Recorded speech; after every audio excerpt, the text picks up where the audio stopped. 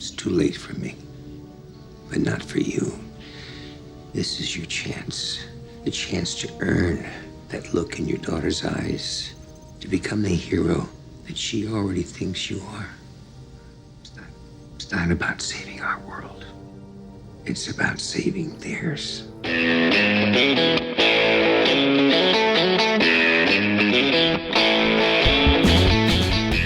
Hello and welcome once again to the Cine-Files, where this week we are continuing our exploration into Ant-Man. My name is Steve Morris. I'm a filmmaker and directing instructor in Los Angeles, California. Hello, everyone. My name is John Rocha. I'm a writer, producer, and host, and voiceover artist here in San Diego, California. And we just want to say thank you to all our supporters on Patreon as well as Apple Podcasts, and let you know that John and I just recorded what might be our most contentious short of all time. And that is exploring the question of whether art can be objective or whether it is entirely subjective. You can guess which sides of this battle John and I were on, but that is one of the big reasons why you should go to patreon.com/thecine-files or subscribe to us through Apple Podcasts, because that is the only way to get this very contentious conversation. Another way you can help support the show, too, is when you listen to the show and you listen to the commercials and you listen to the clients who support us here on the show. If those products stand out to you, we'd love for you to try them. Use our codes. You can get a big discount on that stuff, and then report back to them and let them know that you heard from us on the Cine-Files so they can keep sponsoring us here on the show. We've had some great sponsors who have sponsored us over the years, so we always appreciate you all trying their products out. And where we left off, Scott Lang had successfully stolen the Ant-Man suit out of Hank Pym's safe, put it on, had a terrifying experience becoming a tiny little version of himself, decided to return the suit to the safe, and got arrested on his way out. And now we find him in jail. And of course, who are we talking to but Jim? You know, you almost had us convinced that you were going to change your ways. They were really rooting for you. It's going to break their hearts. This is a nice undercurrent in the movie, isn't it? That there's that as Scott Lang is doing his thing, there is this reminder consistently from a guy, as you said in part one, Steve, who cares for his daughter, who cares for his ex-wife, and who is a good provider and a good man. And he's not like a rough, angry police guy. He's very caring. And even the way he's talking to Scott here is like, you really had us convinced. Like, we really thought you were going to change, and then you haven't. So it's more placed from disappointment, right? Because the first thing he cares about is Cassie and Scott's ex-wife. And the last thing he wants is for them to be upset because they have Scott constantly getting back into prison or getting into trouble, because it upsets their family. It hurts their feelings. And he loves them so much, you know?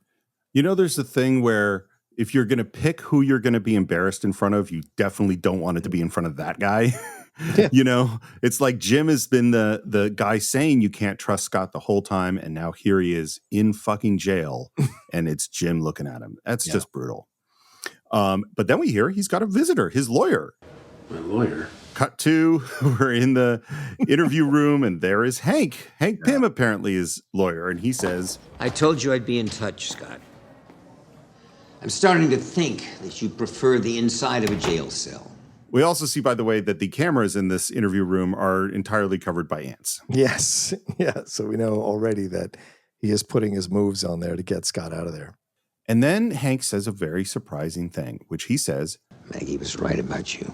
Which means that somehow this guy knows about his wife. Yeah. How do you know Well, she's trying to keep you away from Cassie. The moment things get hard, you turn right back to crime. And I'm kind of like, well, he only turned back to crime because you tempted him. Yeah, right, you know? exactly. Because you had your needs that you needed to get met in this situation, and you put him in that situation, yeah. I don't understand. No, I don't expect you to. But you don't have many options right now, and quite frankly, neither do I. Why do you think I let you steal that suit in the first place? What? And then I love that we now go back into the Lewis story and we see Hank with a thick envelope, which he slides into the car. We see the woman that tells the beard guy, who tells the wine tasting guy, who tells Luis. This is an interesting moment to kind of look at, because clearly Hank has been monitoring Scott for quite some time.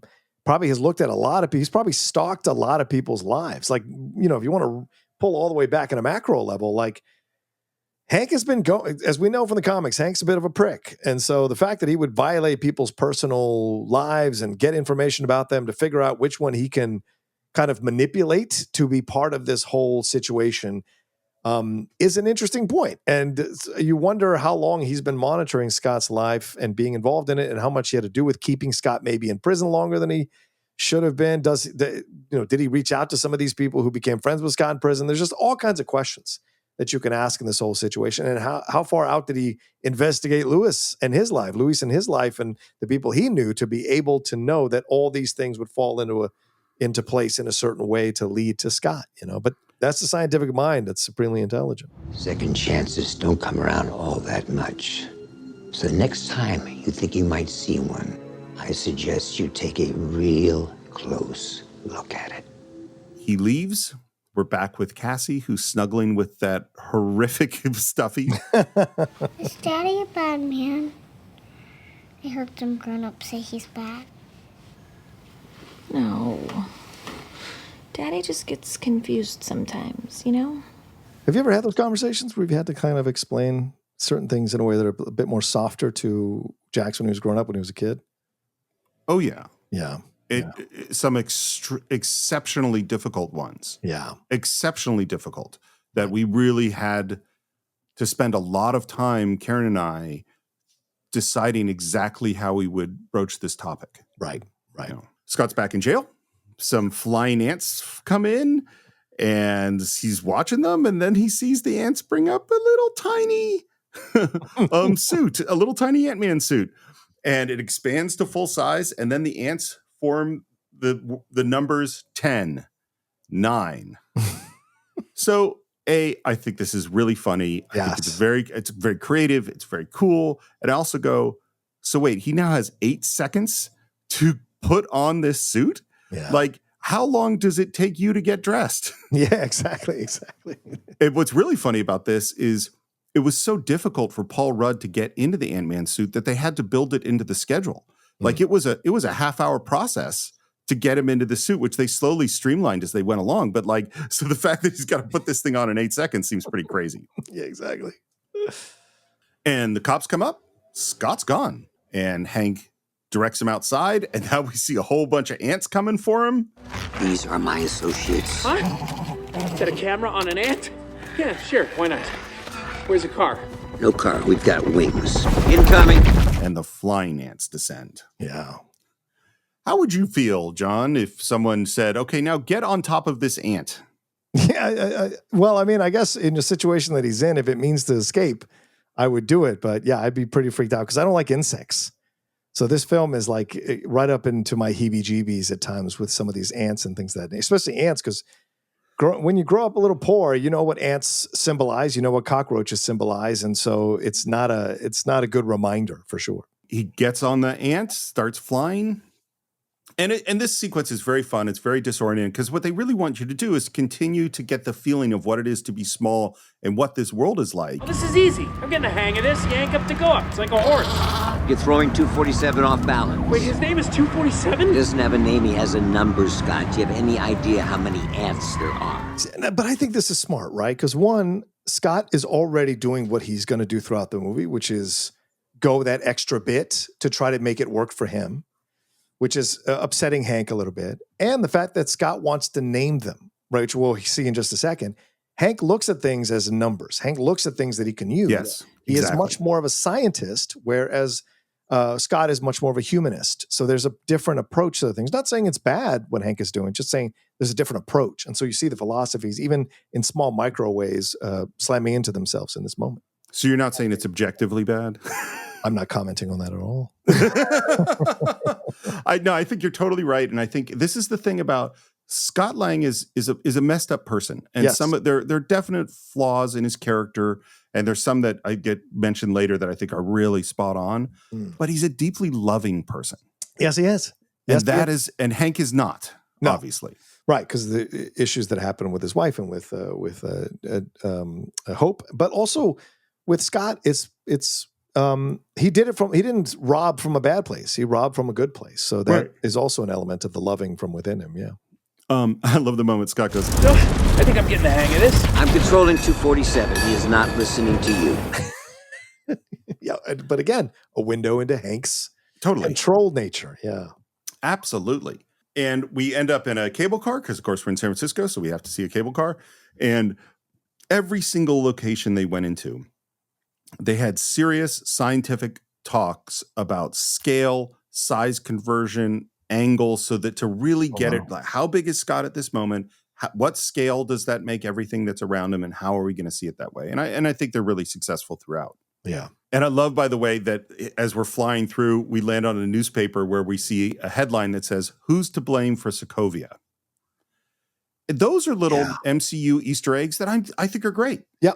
You don't hang a lantern too hard, too loud, or too brightly on them. They're just there. If you catch them, you catch them. It's not a big deal. And then he starts to get a little bit woozy, and then he falls off the ant. Which I'm surprised Hank didn't factor that in, Steve. Yeah. Aren't you, as a scientist, like, what was his first time doing it? Did he not pass out? Did he not feel woozy? Did he not have plane sickness, in essence, is what you're seeing there? Like, I'm surprised he didn't anticipate that with Scott.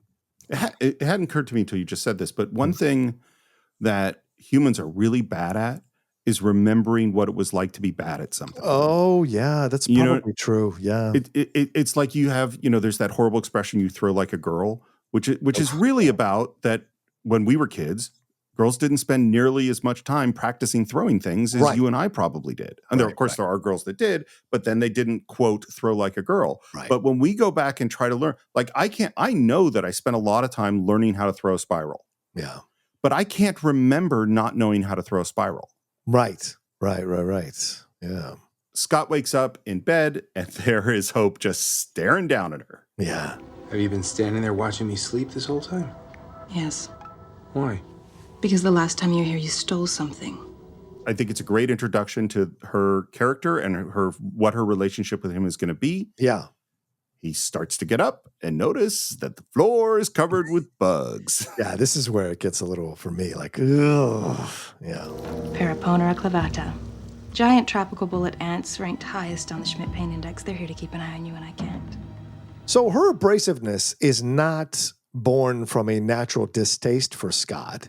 And although it's played like a will they, won't they, moonlighting type of situation, eventually, it's because she's mad that, just like Corey Stoll's character is mad at Hank, that she wasn't chosen to be the person that Hank gives the suit to, And with Corey Stoll, you understand it's because he doesn't trust the guy and thinks he's always been after what he's done, even though he mentored him.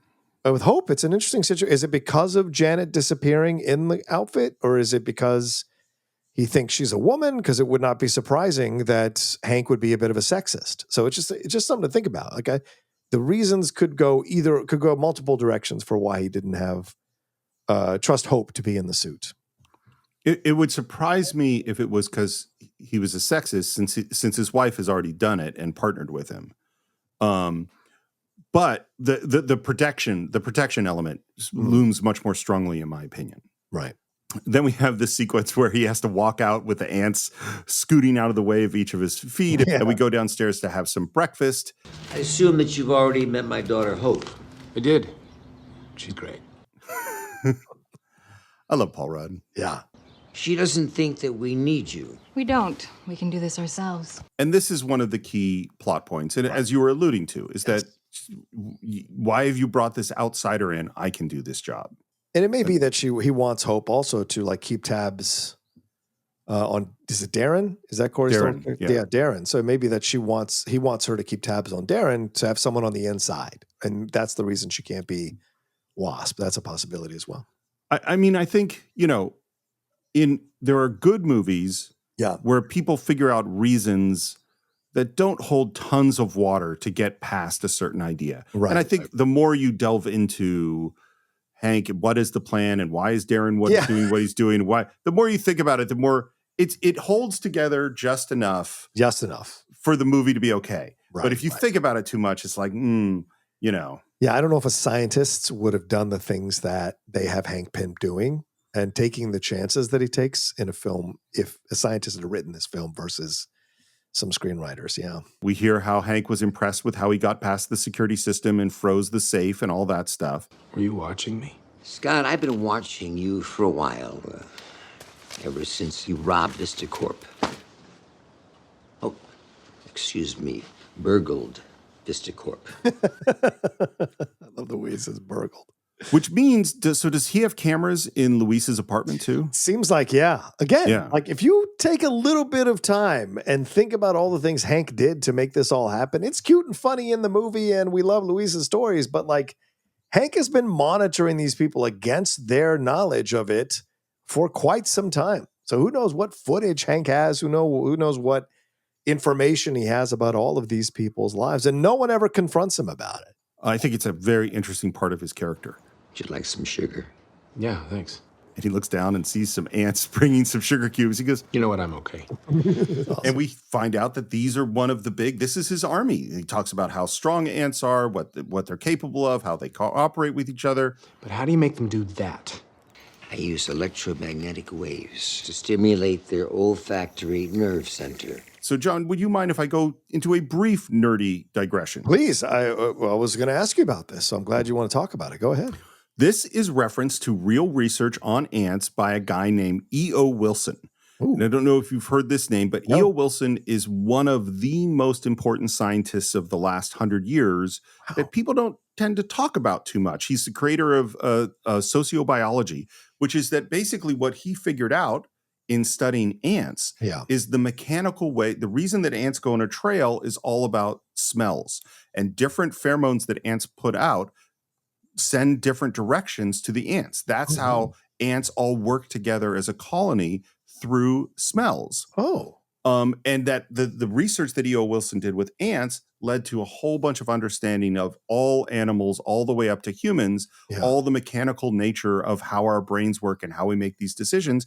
And would you like to know what E.O. Wilson's nickname was? Please. The Ant-Man. Of course. And Scott puts his hand up. You don't need to raise your hand, Scott. Sorry, I just have one question.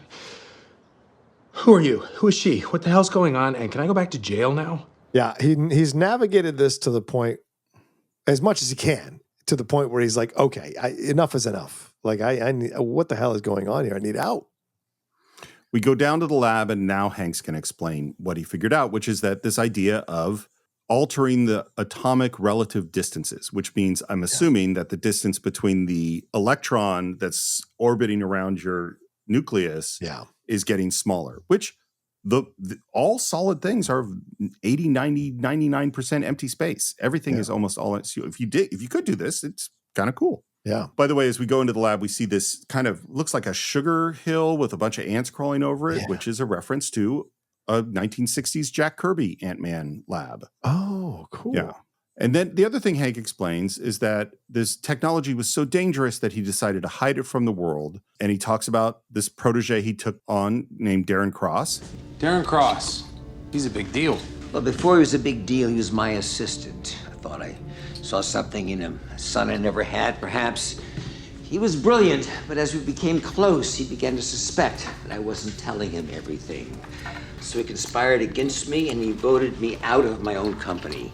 And then we get another key piece of information that the deciding vote was the chairman of the board, which was his daughter, Hope.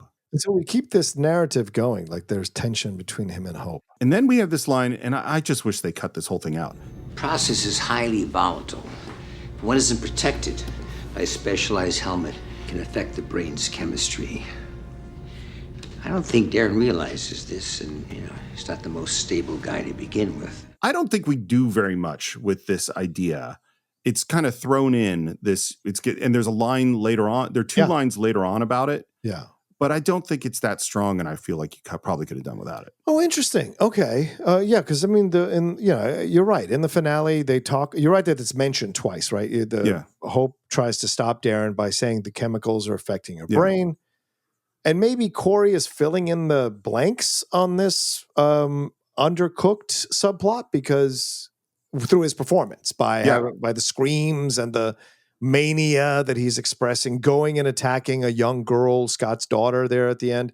So you could argue there's actions that are filling in the blanks, but you're right. It's not really something that's hammered home. So the audience is thinking about it as it starts to happen to him later on in the film. So yeah, I can see that point of view for sure. Well, and it's also, if you wanted to show, like, he hasn't been shrinking. Like, right. Good point. so Yeah, it's we like, don't, nobody's been, right, exactly. Nobody's been shrinking. And it's like, so either are you saying that the experiments in the lab are putting out this stuff? Well, Hope was in the lab with Darren. There are all sorts of other people there. Good point. And if you wanted to do this, you would show a progression. Yeah, he would show him being pretty rational. And then the more he used the technology, the crazier he got. But the way it's done now, I just don't think it does very much for us. Scott, I believe that everyone deserves a shot at redemption. Do you? And very sincerely, he says, I do. If you can help me, I promise I can help you be with your daughter again. I think it's really cool that this is a story of two guys with daughter conflicts. Yes. And Scott is the beginning of the daughter conflict, and Hank wants to help him to not end up where he ended up with Hope. Yeah, that's a great point. Now, are you ready to redeem yourself? Absolutely. My days of breaking into places and stealing shit are done.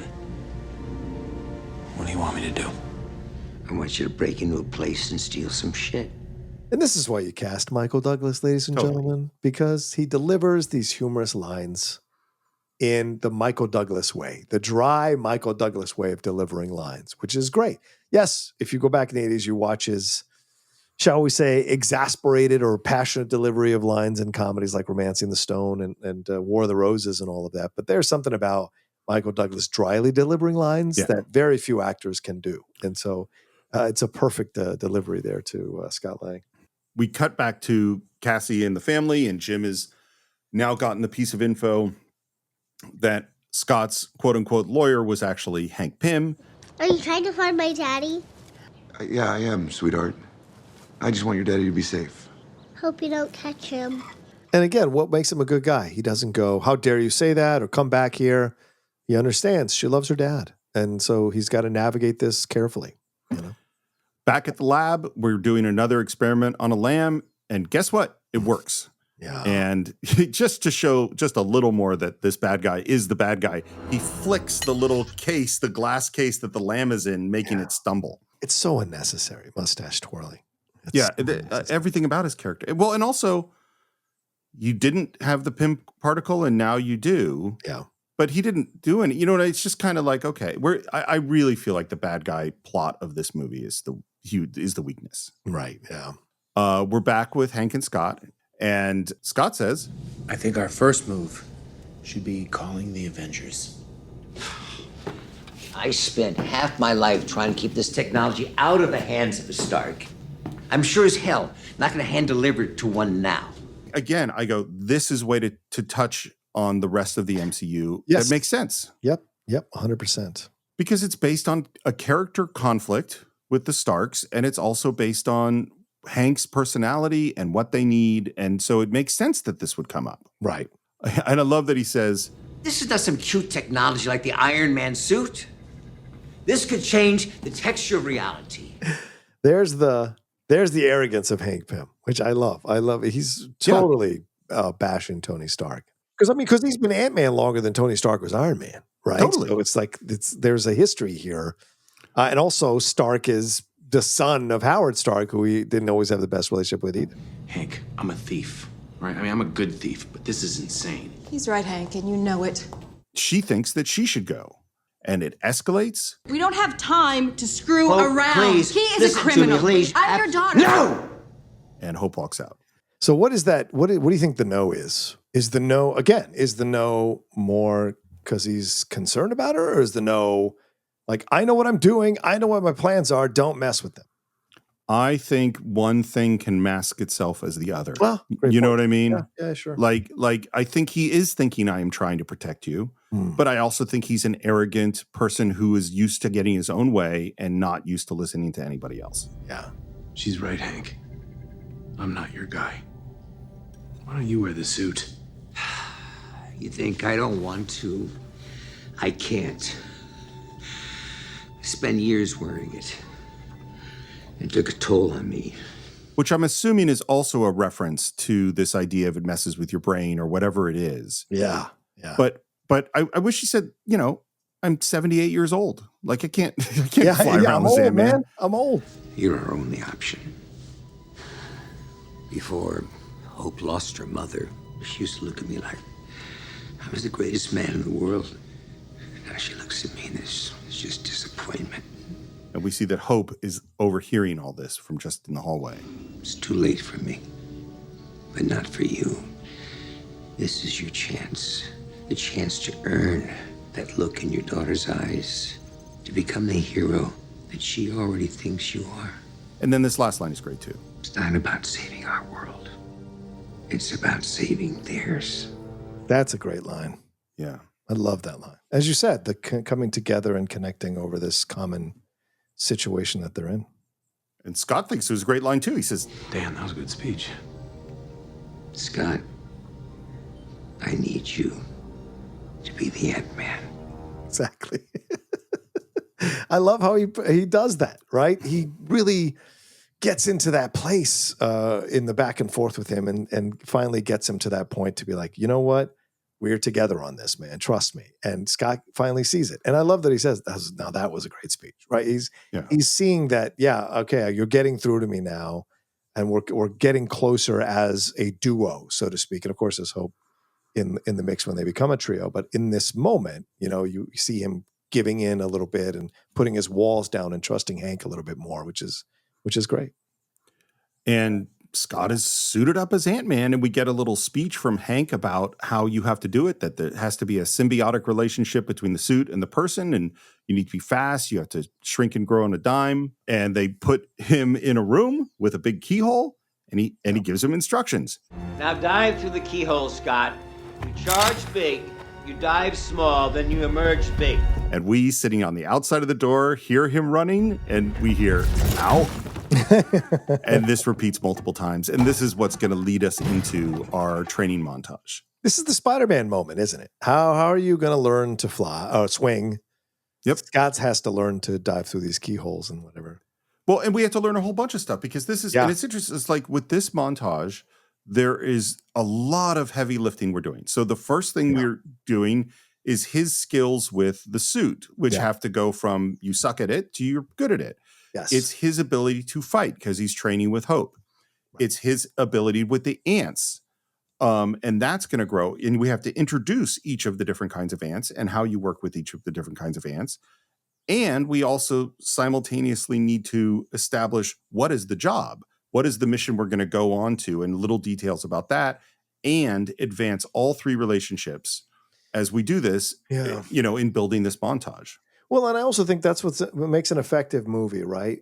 When you bring in something that is cliche and you've seen in other films and other superhero films, something like a training montage, right? Rocky films, right? If you don't build to that moment correctly, then you're just having the audience go through its paces, like Rocky V. But if you build to the training montage correctly, then the audience is open to the montage and is excited because they want to see, well, what does montage look like in this film? What does the training montage look with this superhero, with this situation, or in this situation? And you're excited about it as a viewer. And I think Ant-Man accomplishes that by the time we get to this training montage. So we're cheering on Scott because that's what you want. You want the audience to be cheering on this person to figure it out quickly. And editing a montage is very much, it's like juggling. You've got all these balls you have to keep in the air, and you go like, okay, exactly what is the right amount of this thing before we move on, and how long can we be away from it before we lose track of it? And there's a rhythm to it, and I know they spent a lot of time editing, moving things around, stretching things out, shortening things down to try to figure out what works. Yeah. In the fighting training, Hope explains that when your small energies compress, so you have the force of a 200-pound man behind a fist 1/100 of an inch wide, you're like a bullet. And there's a nice moment where she's like, do you know how to punch? Because, of course, I was in prison. I know how to punch. She holds up her hand. He hits it. And she says, terrible. You want to show me how to punch? She holds up his hands. She punches him right in the face. Again, this is great work from Evangeline Lilly, man. Rewatching the film for this discussion, I'm kind of saddened that she has retired from acting for now, because I think she has grown as as an actress since Lost, from this through Lord of the Rings and a couple other projects that she did before she kind of stopped for a bit. I think she's great. Honestly, with you, I think she's grown to be a really good actress. I don't think she was that great at the beginning of Lost, and then got better as seasons got along, and then even got better through Ant-Man and through this. like it's been fun to see, but you know, she's always walked her own path as a human being. But as I was watching it this time around, I'm like, there's no reason she couldn't lead an NCIS show, you know, where Gary Cole was or Gary Sinise was. There's no reason Evangeline Lilly couldn't have a long-running CBS show or be a part of Taylor Sheridan's universe. So it is what it is, but it's fun to see her in this role right at the beginning of it, you know? I think she's great. And in particular, we're in this sequence where she's doing the combat training. Yeah. She trained hard. She looks good. She's I really fantastic. think Yeah. I think she really is moving really, really well in these scenes. Yeah, you would know. You teach it and exactly. Yeah, yeah. I think she's great. And it's funny, like, so, you know, and it's a montage. So at first Scott's not doing very well. Then he's kind of going toe to toe with her. Then she, you know, shows her dominance by doing what I can only describe as like a Black Widow kind of takedown. Yeah. You know, and then he's doing better and better. We also have the moment where he's got his shirt off and we get to see that Paul Rudd has a Marvel body, which he says it was a year before they started shooting that he had to start working on this. Well, it probably wouldn't have taken him a year, but I bet Alan made some, or Paul, sorry, made some, cheated a bit at times. He doesn't strike me as the most disciplined person to get into a shape like that. Not that he can't do it, because clearly he could. It's just a matter of, you know, I don't think it takes a year to get like that. It probably 6 months, you know, but maybe because he's older, it took a year, but I just would be really surprised that it actually took a year, you know. It's funny. I know that you are working with our fantastic sponsor, Awaken 180. Oh, but sure. Yes. I'm sure everybody listening right now has the thought in their head of like, man, wouldn't it be cool to have the Marvel trainers come along, you know? Well, you know, yeah, but there've also been rumors about HGH use and steroid use. And so you could be like, well, yeah, but then your penis might fall off, or you might go into roid rages, or but your whatever. abs. Your John, think about the abs. Exactly. And maybe that's why it took a year, because Paul's like, I don't want to do the HGH. Let's take it slow, step by step. There you go. There's another moment which just serves as a good plant where Scott is kind of messing with, because he's an electronics guy, with the suit. You know, I think this regulator is holding me Do back. not screw with the regulator. If that regulator is compromised, you would go subatomic. And then we hear a little bit about entering the quantum realm and how terrible that could be. Everything that you know and love, gone forever. Cool. Yeah. If it ain't broke. Such a great line.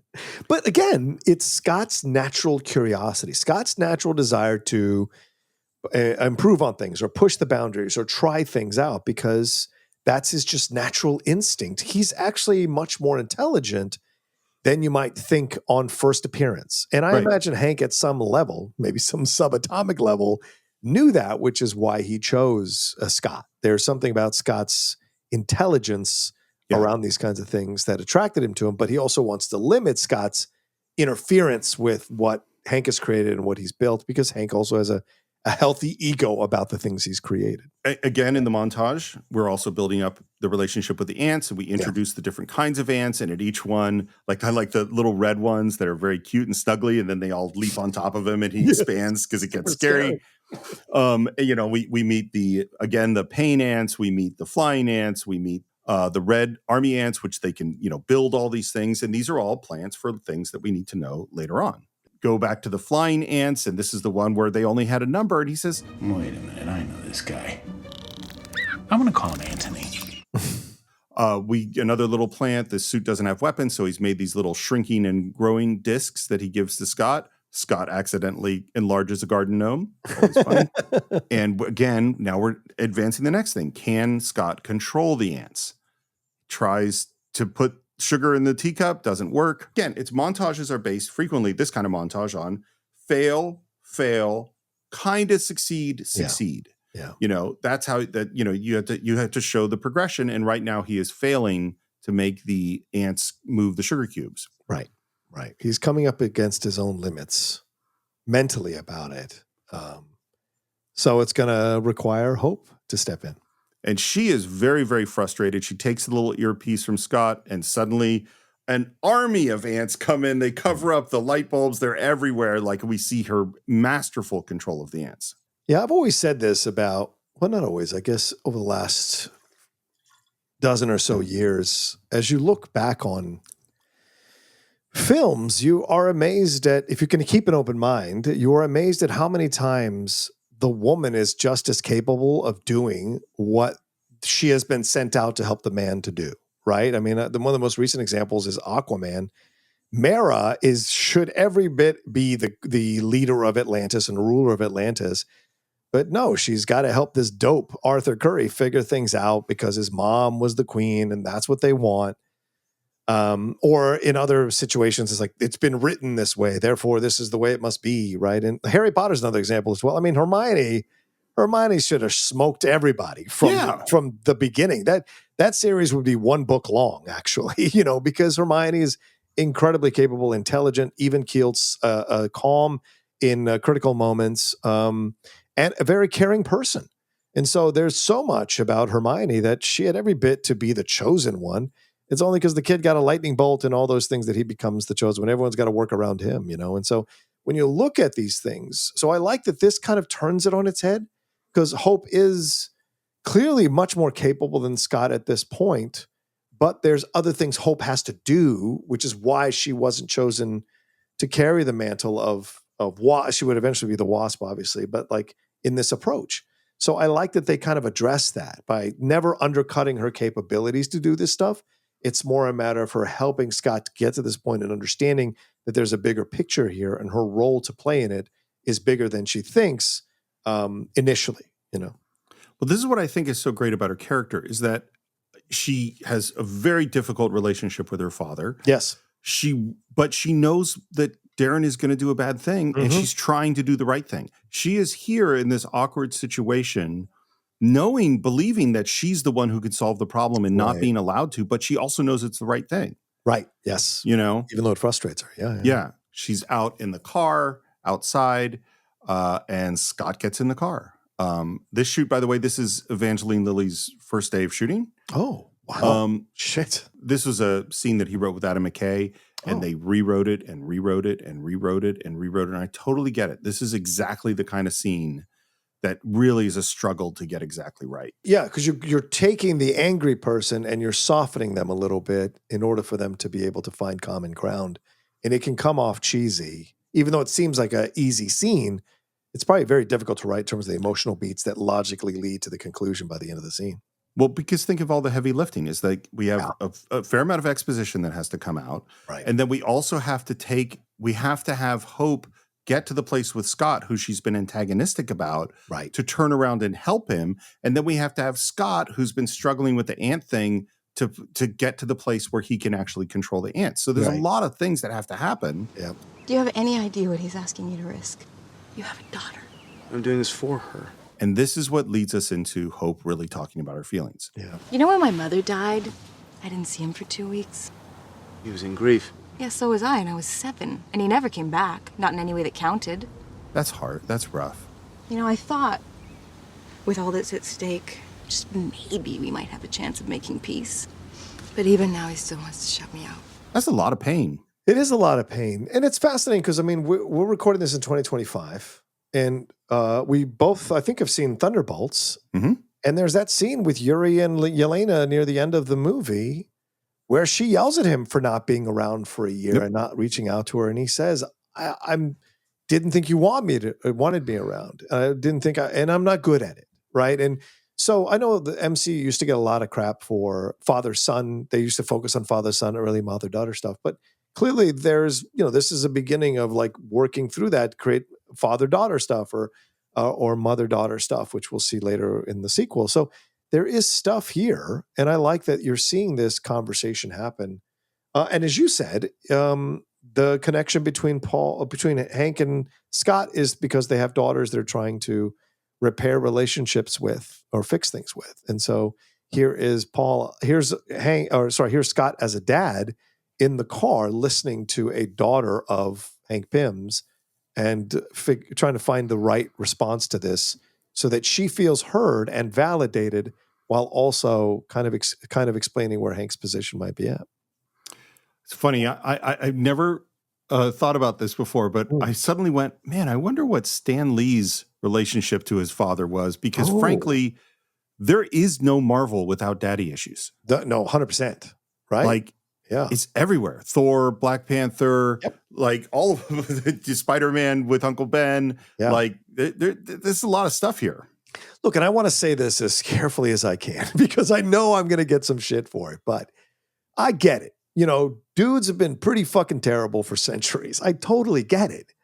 But, you know, we are so fucked up from our issues with our fathers. Like we really are. And there have been some great dads. I'm not denying people have had great dads with their sons, but a lot of people have had real issues with their fathers that sometimes get resolved and a lot of times don't.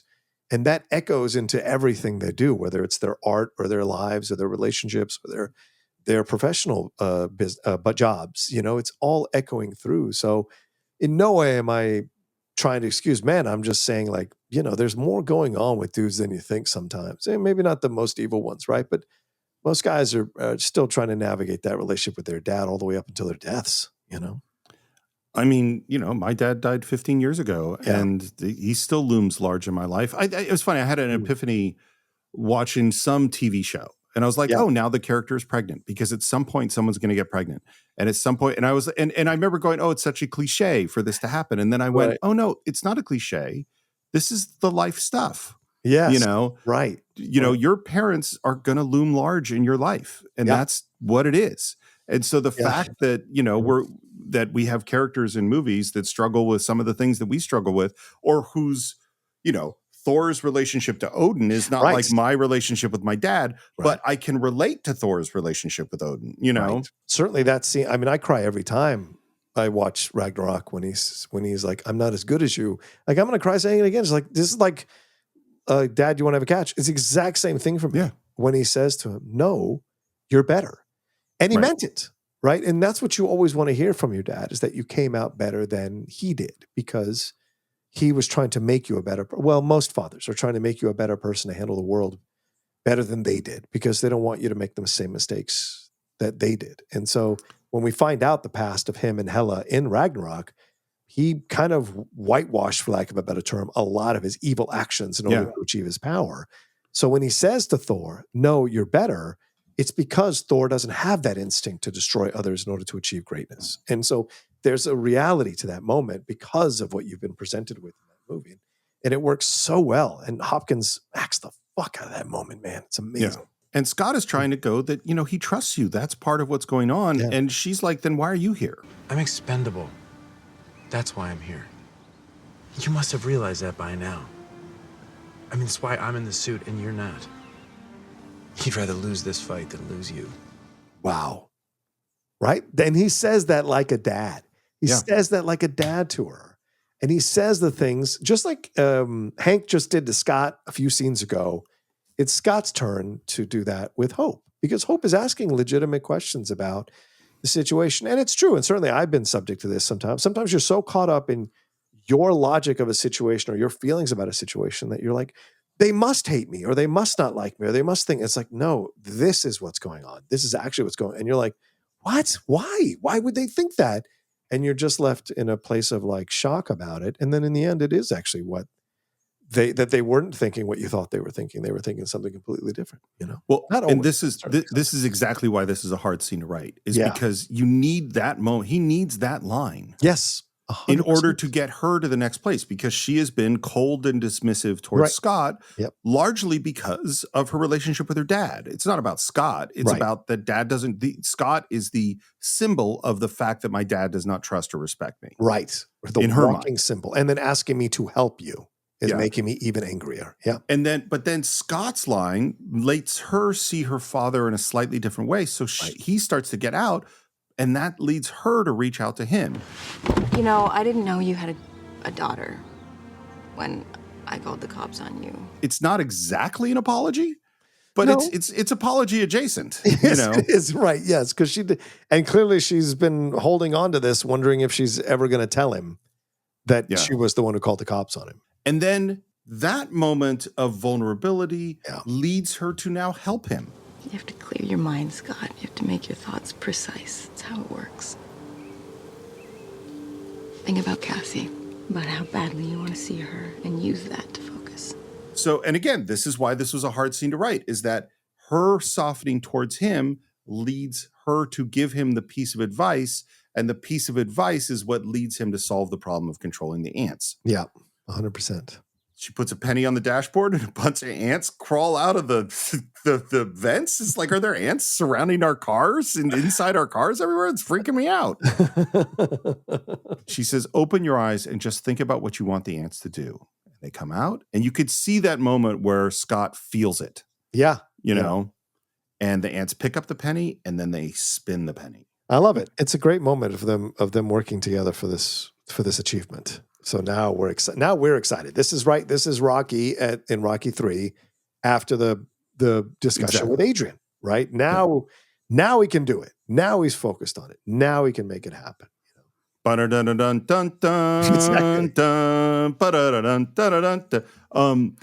and the other thing that's happened is that this moment with Hope, Hank has been, I think, sitting alone thinking about it and realized that he does need to tell her the truth. Yeah. So when we come back in, that's what he does. And we hear that Mom was actually a superhero named the Wasp, and that they worked together, and that in 1987, separatists had hijacked a Soviet missile, and they had an ICBM that was heading to the US, and we see the missile, and we see Ant-Man trying to get through it, and he can't, and Wasp lands next to him, but they can't get through the titanium casing of the missile. I knew I had to shrink between the molecules to disarm the missile, but my regulator had sustained too much damage. Your mother, she didn't hesitate. And we see her shrink down, the missile crashes into the water, and we see Hope reacting. She was gone. Your mom died a hero. And I spent the next 10 years trying to learn all I could about the quantum realm. And Hope is crying because she now realizes the reason that her dad was not with her was he was desperately trying to bring back her mother. Yeah. Yeah. It's not your fault. She made her choice. But why didn't you tell me that sooner? I was trying to protect you. Totally works, I think. This 100%. 100%. But I don't know. I've never been a dad, so I don't know what that. I've been a poppy. I'm joking. I'm sorry. What I'm trying to say is, like, too many times in these movies and TV shows, we see these people say, like, I was just trying to protect you, and I wonder how much of that is real versus done for film and television for convenient storyline's sake. Because, like, protecting someone by hiding the truth, especially when they're already a full-grown adult, I think is a dangerous path to walk. Yeah. People want the truth. People want to know what happened, especially kids. And kids will get over it. Kids will figure it out. But if you hide it from them for so long, you're just damaging them for years. That'll take years to untangle. Yeah. I totally agree. And I also totally see if I tell Hope, she's going to want to be the Wasp. Right. She's going to want to go into the subatomic realm with me. Yeah. And I know Hope is probably going to have the instinct to go past the point that we're supposed to go, and I could lose her too. So yeah, it's an excellent point. Yeah. And right in the midst of this beautiful, touching family moment, Scott says, This is awesome. It's awesome. You guys are breaking down walls. You're healing. It's important. And I love Michael Douglas's slow look over at him. I ruined the moment, didn't I? Yes, you did, yes. I think I'm going to make some tea. I think he stole that from Will Ferrell in Anchorman, because that could be Adam McKay, like a little Adam McKay thing. Because totally, Ron comments on everything. We are laughing, that's very funny. And now we need to cap off this montage we've gone through by seeing him now succeed at everything. He goes through the keyhole. He flies with Anthony. He snuggles and feeds him, little water drops. Hank is working on the tech. Scott is totally involved with the ants that are moving like an army. He's succeeding, and now we hear the final phase of your training will be a stealth incursion. There are two reasons this sequence came about. Yeah. Reason number one is the MCU wanted to have an Avenger and touch base in that, so that's one thing. Right. But the thing that Paul Rudd and Adam McKay were looking at, which they felt was missing from like the Edgar Wright versions, is that since this is a heist movie, most heist movies have the pre-heist. Right. You know? Yeah, So yeah, like yeah. in Ocean's 11, they have to go get the nuclear thing for the, you know, Right. the pulse. Right. In The Sting, they have both the poker game and taking over the telegraph office. You know, like you have to have that little mini one before you go to the big heist. So what we hear is that there's some old Stark warehouse that has some piece of tech that Hank wants, and it's been abandoned, so it shouldn't be any problem going to get it. Guys, we might have a problem. Hank, didn't you say this was some old warehouse? And we see that this is Avengers headquarters. This was a great surprise the first time we saw it. I was just like, oh, what's going to happen here? And they tell him to abort, and he goes ahead. He lands on the roof.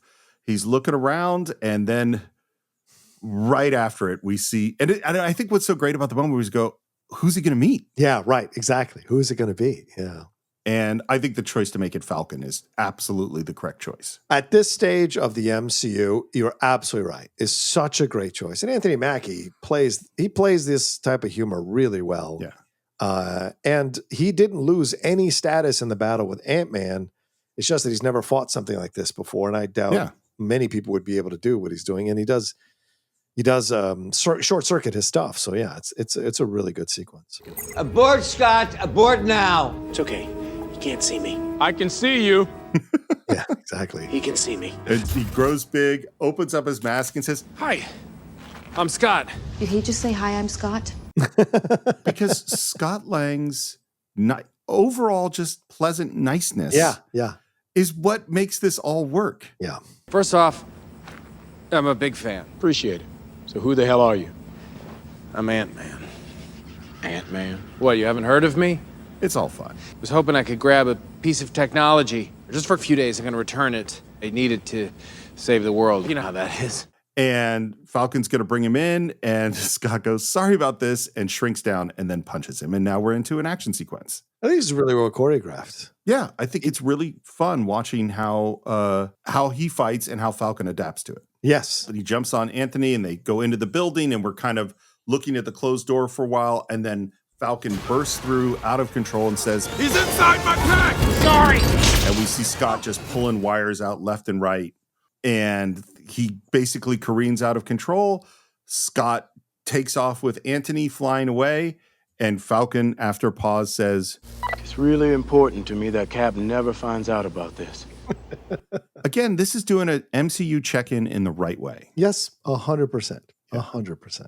Back at the house, they are dressing him down. That was completely irresponsible and dangerous. You jeopardized everything. And he reaches into his pocket and pulls out the device he was supposed to get. Yeah. I love Scott's look when they realize that he's actually succeeded. You got it. Well done. Wait a minute. Did you just compliment me? He did, didn't he? Kind of sounded like he did. And now we're starting to have fun with this group. Like the conflicts, the secrets have been revealed.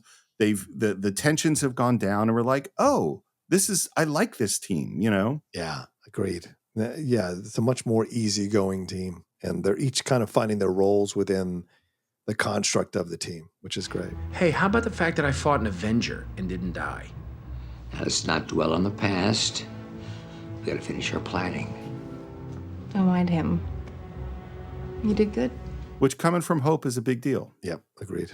And then in the midst of this discussion, Hank goes into the living room, and there is Darren looking like the bad guy. Yeah. You know?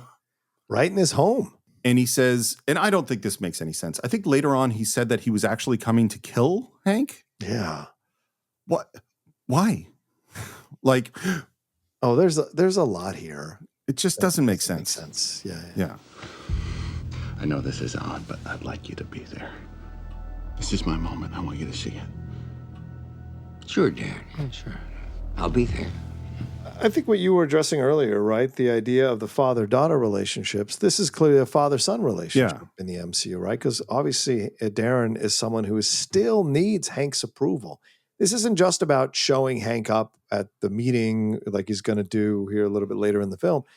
It's trying to make it clear to him that he has surpassed him, because Hank no longer sees him as his mentee or his son.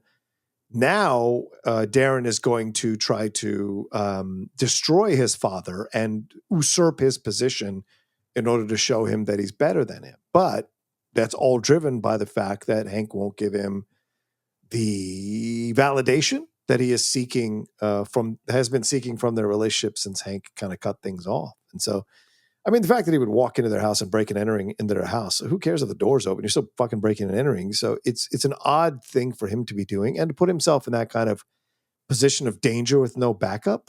It's an odd decision on so many levels, right? It just doesn't work. I mean, it's just like because I think what you're saying is exactly correct. They wanted him to need Hank's approval, and that's his main motivation. Right. But if his main motivation is I need Hank's approval, then the first scene where we meet him with Hank doesn't work. Right. Because you're seeing a bad guy in that scene. You're not seeing a guy who is trying to butter Hank up or get his approval. That's not and in this scene, and again, if he says I was going to kill you, well, then he's not here to get his approval. You know? I think it just doesn't make sense. You're so right. And I think I go back to something you said just a few minutes ago, that they didn't strengthen the chemicals affecting his brain storyline. If we have scenes with Darren in the beginning of the movie where you're seeing him like go maniacal or seeing him be weird, and no, not him being psychopathic about a goat, that's not enough. You need to see solo moments with him struggling with his anger, struggling with these instincts, struggling with what the chemicals are doing to his brain, so that when he's doing odd shit throughout the movie, it makes it all the more terrifying, because you don't know what he's going to do from one moment to the next. You don't know why a guy who is in charge of a massive billion-dollar company would risk just showing up at his former mentor's house and risk some kind of confrontation without any backup, any kind of security or anything. Like, it doesn't make sense with the way Darren has been presented to us in the movie. But if you had accentuated what was going on inside of his brain and the chemicals altering his brain chemistry, then him doing weird shit like this, dangerous shit like this, risky shit like this, it makes sense because he's not thinking straight. And so I think it would have added much more menace and an unsettling through line throughout the movie that would have given him much more dimension as a character. Because right now he just comes off as, I'm evil, mustache twirl, you know? Yeah.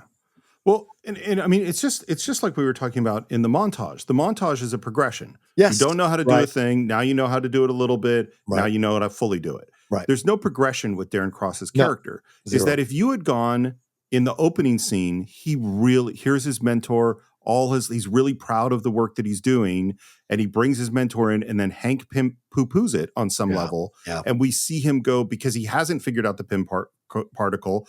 And so instead of him just repeatedly killing lambs until one day the lamb doesn't die without any change that we see, if he had gone, Dr. Jekyll and Mr. Hyde and says, I'm going to do this experiment on myself. Yeah. And we see it go shitty, and we see it repeatedly go shitty. And then his behavior gets crazier and crazier the more he experiments on himself.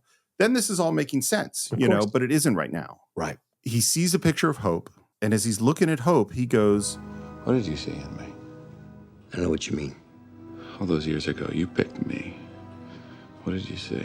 And I love Hank's response. I saw myself. I think this is like it's the elements of the father-son relationship and all that, but it's just not really working that well. Yeah, but again, if we have this mania at the beginning that we've got running through the movie, then this kind of stuff where he has this desperate desire to find out why his pseudo father picked him makes sense, because he's not thinking straight and he's maniacal. So he wants answers in certain moments, and there are totally awkward moments, but because he's altered by the brain chemistry. Yeah. Why did you push me away? Because I saw too much of myself. I think that's a great line. Agreed. I think that's a great line. It's so funny. It's all the heavy lifting leading to that line. Right. That's not working as well. Yes, agreed. And while they're talking, because those plans are out there, we see the plans just slowly roll up. Yeah. Which Darren Cross may or may not see. He exits upset. And as they're talking about whether or not Darren knows, the phone rings, and it's Darren calling from his car. I just saw Hank.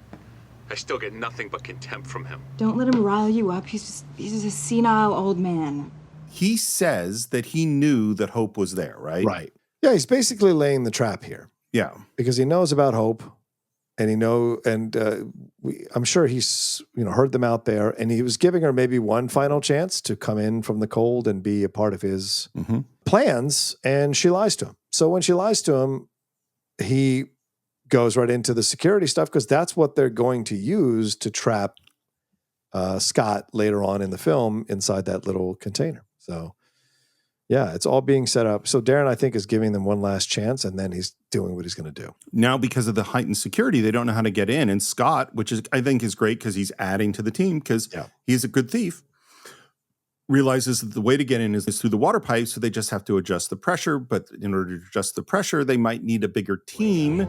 No, not those 3 wombats. No way.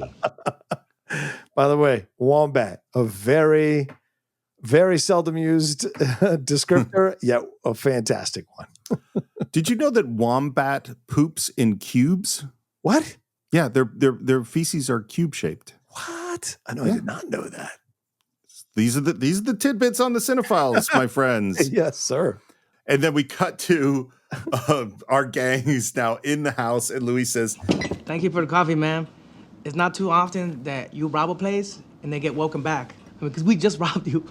It's all very funny as we see how this group does not quite fit together well. You'll forgive us if we're not instilled with confidence. Well, hey, everybody, just kick back and relax a little bit, man. We know our business. We broke into this spooky-ass house, didn't we? I let you. Well, one could say that I let you let me. OTI. And I love, it's just all the little stuff of like getting Luis into the system. He's like, I'm in the system? David, the system? It's all funny little bits. Yep. 100%. I like that we find out that he stole 2 smoothie machines. That's I know, right? And then Scott comes back in wearing the suit. Now look, this is gonna get weird, all right? It's pretty freaky, but it's safe. There's no reason to be scared. Oh, no, Daddy don't get scared. Really? Good. And then Scott shrinks. They all freak out. Yeah. We see him tiny little Scott climbing up on Lewis's shoulder, and he says, Don't freak out. Look at your shoulder. Lewis freaks out. I like the way they get brought into this, though. It makes sense, right? The way they lead to the moment where, because they can't bring on, they don't have that many people they know from the outside of the situation. These guys trust Scott implicitly because of the history him and Luis have, and these guys with Luis. So the fact that they're brought into this, I think, is a really smart way that they got to this moment. And their interactions with each other are well done and for their initial meeting. So it's nice the way it's constructed in the movie. I think movies have a way of, through tone, of telling you how you're supposed to feel about stuff. Yeah. And Ant-Man is not that serious. You know what I mean? Like, if it was really serious, this wouldn't be our team. But for this sort of fun movie, this is the right team. Yep, agreed. And they are competent on some levels and goofballs on other levels. Yep, that's a good point. Scott is talking to Hope. We're all doing this for reasons much bigger than any one of us. I'm just glad that you might have a slight chance of maybe pulling this off. Hey, thank you, for that pep talk. I really think they nail Hope's character really well. Oh, 100%. Because she's playful when she needs to be, and she's a hard ass when she needs to be. It's great. I love that she says another one of those things that kind of undercuts him a little bit, and he goes, you should really write poetry. It's great. a great moment. Yeah. Get some sleep, Scott. Cut to Scott is wide awake. Of course. Yeah. He's nervous. I would be too, for God's sakes. And then where does he go when he's upset and nervous? He goes to see his daughter. Yeah. And she's asleep, and he's in the suit, and he looks down at her with real concern in his eyes and kisses her on the forehead, because this is what it's about for him. She's an angry sleeper too. Her face is so she's so concentrated on sleeping. And so now we're back to kind of our final planning session, and we've got all of them. They go over their roles. Dave? Wheels on the ground. Kurt? Eyes in the sky. Luis? Oh, man, you know it. You know what? I get to wear a uniform. That's what's up. It's so great to have it. And what's funny is this is kind of a Marvel trope, is that you have the funny third or fourth level character. Like, you do in Thor, you do it, in a whole bunch of places you have that kind of person. Right. Yeah. And Michael Peña, again, strikes the right note in this scene as well, because right before we jump into all the stuff that he's going to do that's funny and show how capable he is throughout this whole final bunch of action sequences, he still plays the comedy really well here. Well, and speaking of which, I love the moment where he goes, I'm sorry, I'm good. I'm just excited. And plus, your girlfriend's really hot, so, that makes me nervous too. And you are very beautiful, ma'am. Oh, my Lord. And what's the capper on it is Michael Douglas's reaction Yeah. to like what's going on here. I have to believe that Michael Douglas was just like enjoying the shit out of this. Like, I bet he was. Yeah, like sitting back and seeing like this whole crop of new actors. And, of course, he came through producing stuff in the 70s and 80s and what have you, and being a part of all this stuff.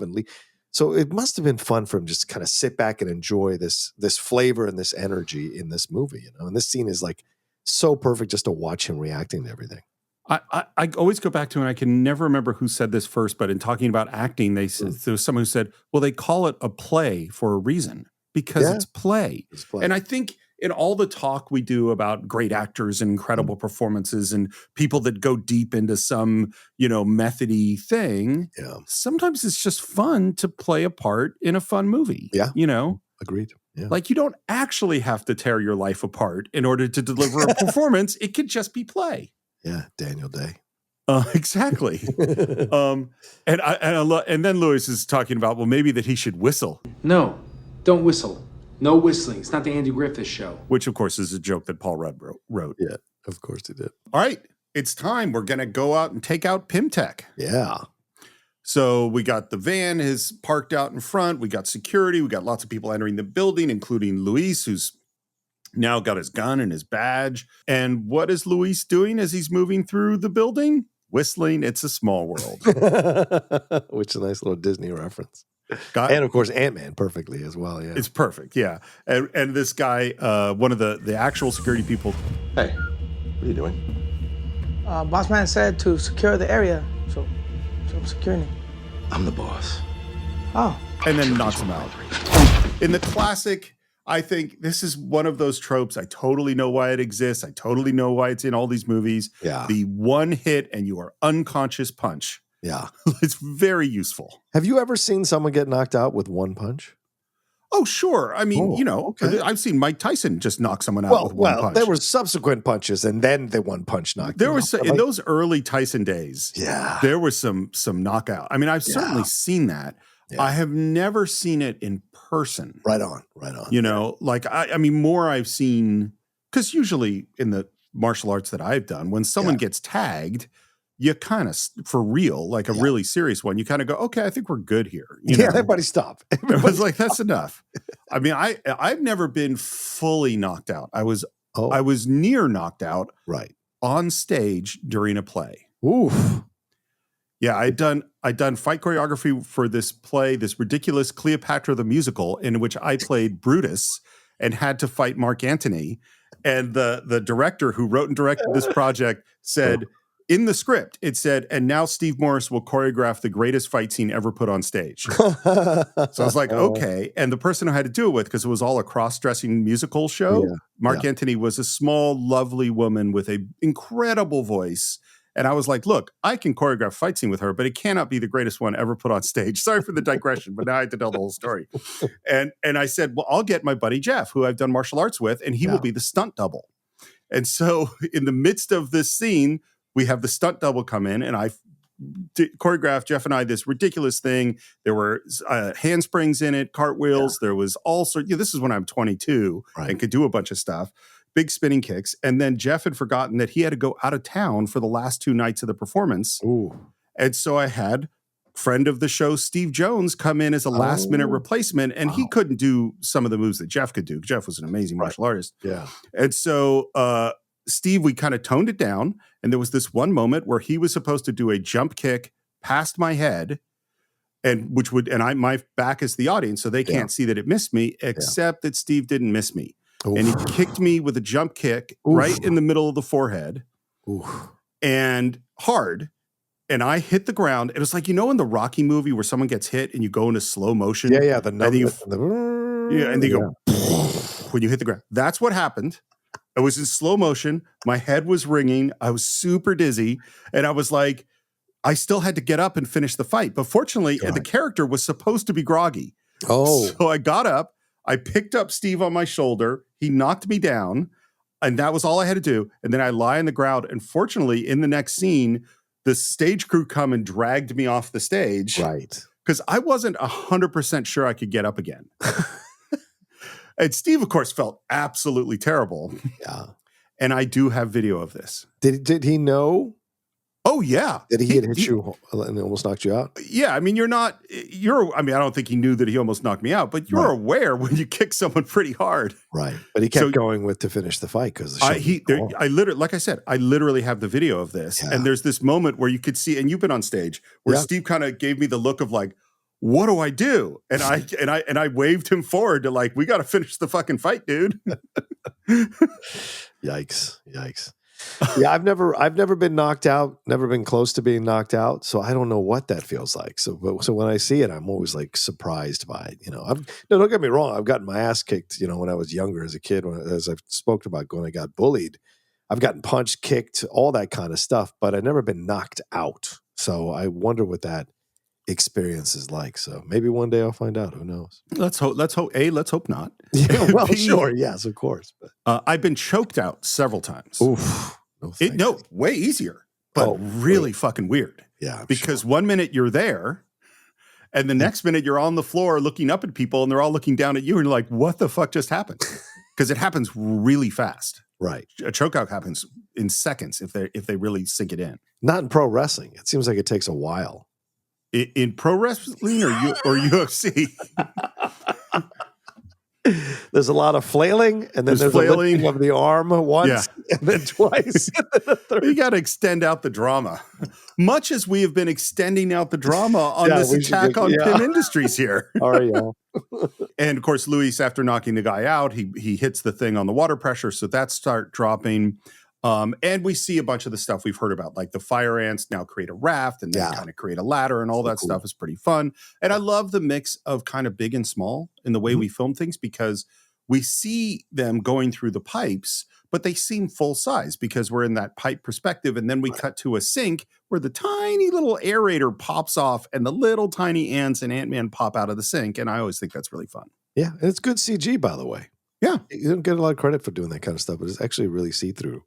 If you don't get it right. Yeah. But John, now we have a problem. Okay. Because there is a Crown Vic parked in front of the building. And I don't know if you know this, but that is the most commonly used car for undercover cops. Apparently, that's what the movies tell me. Yeah. And there's Jim in the car, and they spot Hank and they go out after them. While inside, Scott is deploying the bullet ants to drop on one of the security guys. And I already feel bad for him. And as soon as those things bite, it just looks so painful. And again, Luis with the one-punch knockout. It's good performance from the guy who gets bit. Like it's a good actual. It looks supremely painful and scary, and then Luis knocks him out. But I like that Hope walks right by while Luis is bragging, because she's like, yeah, she's all business. They're working on the computer stuff in the van when they realize that Hank is getting arrested. Listen to me. If I don't get into this building, people will die. And I'm like, dude, that's not actually what you should say to the cops. It's like very suspicious, It's rough. It's rough for me to watch the movie now in 2015 because I mean, like, Wood Harris is such a fantastic actor, and he is given almost nothing to do in this movie, right? And even in this scene with Hank, he's like, that's a little bit dramatic. He's playing it up as a joke. Everything's like kind of for the humor of the movie. Do you know what I'm saying?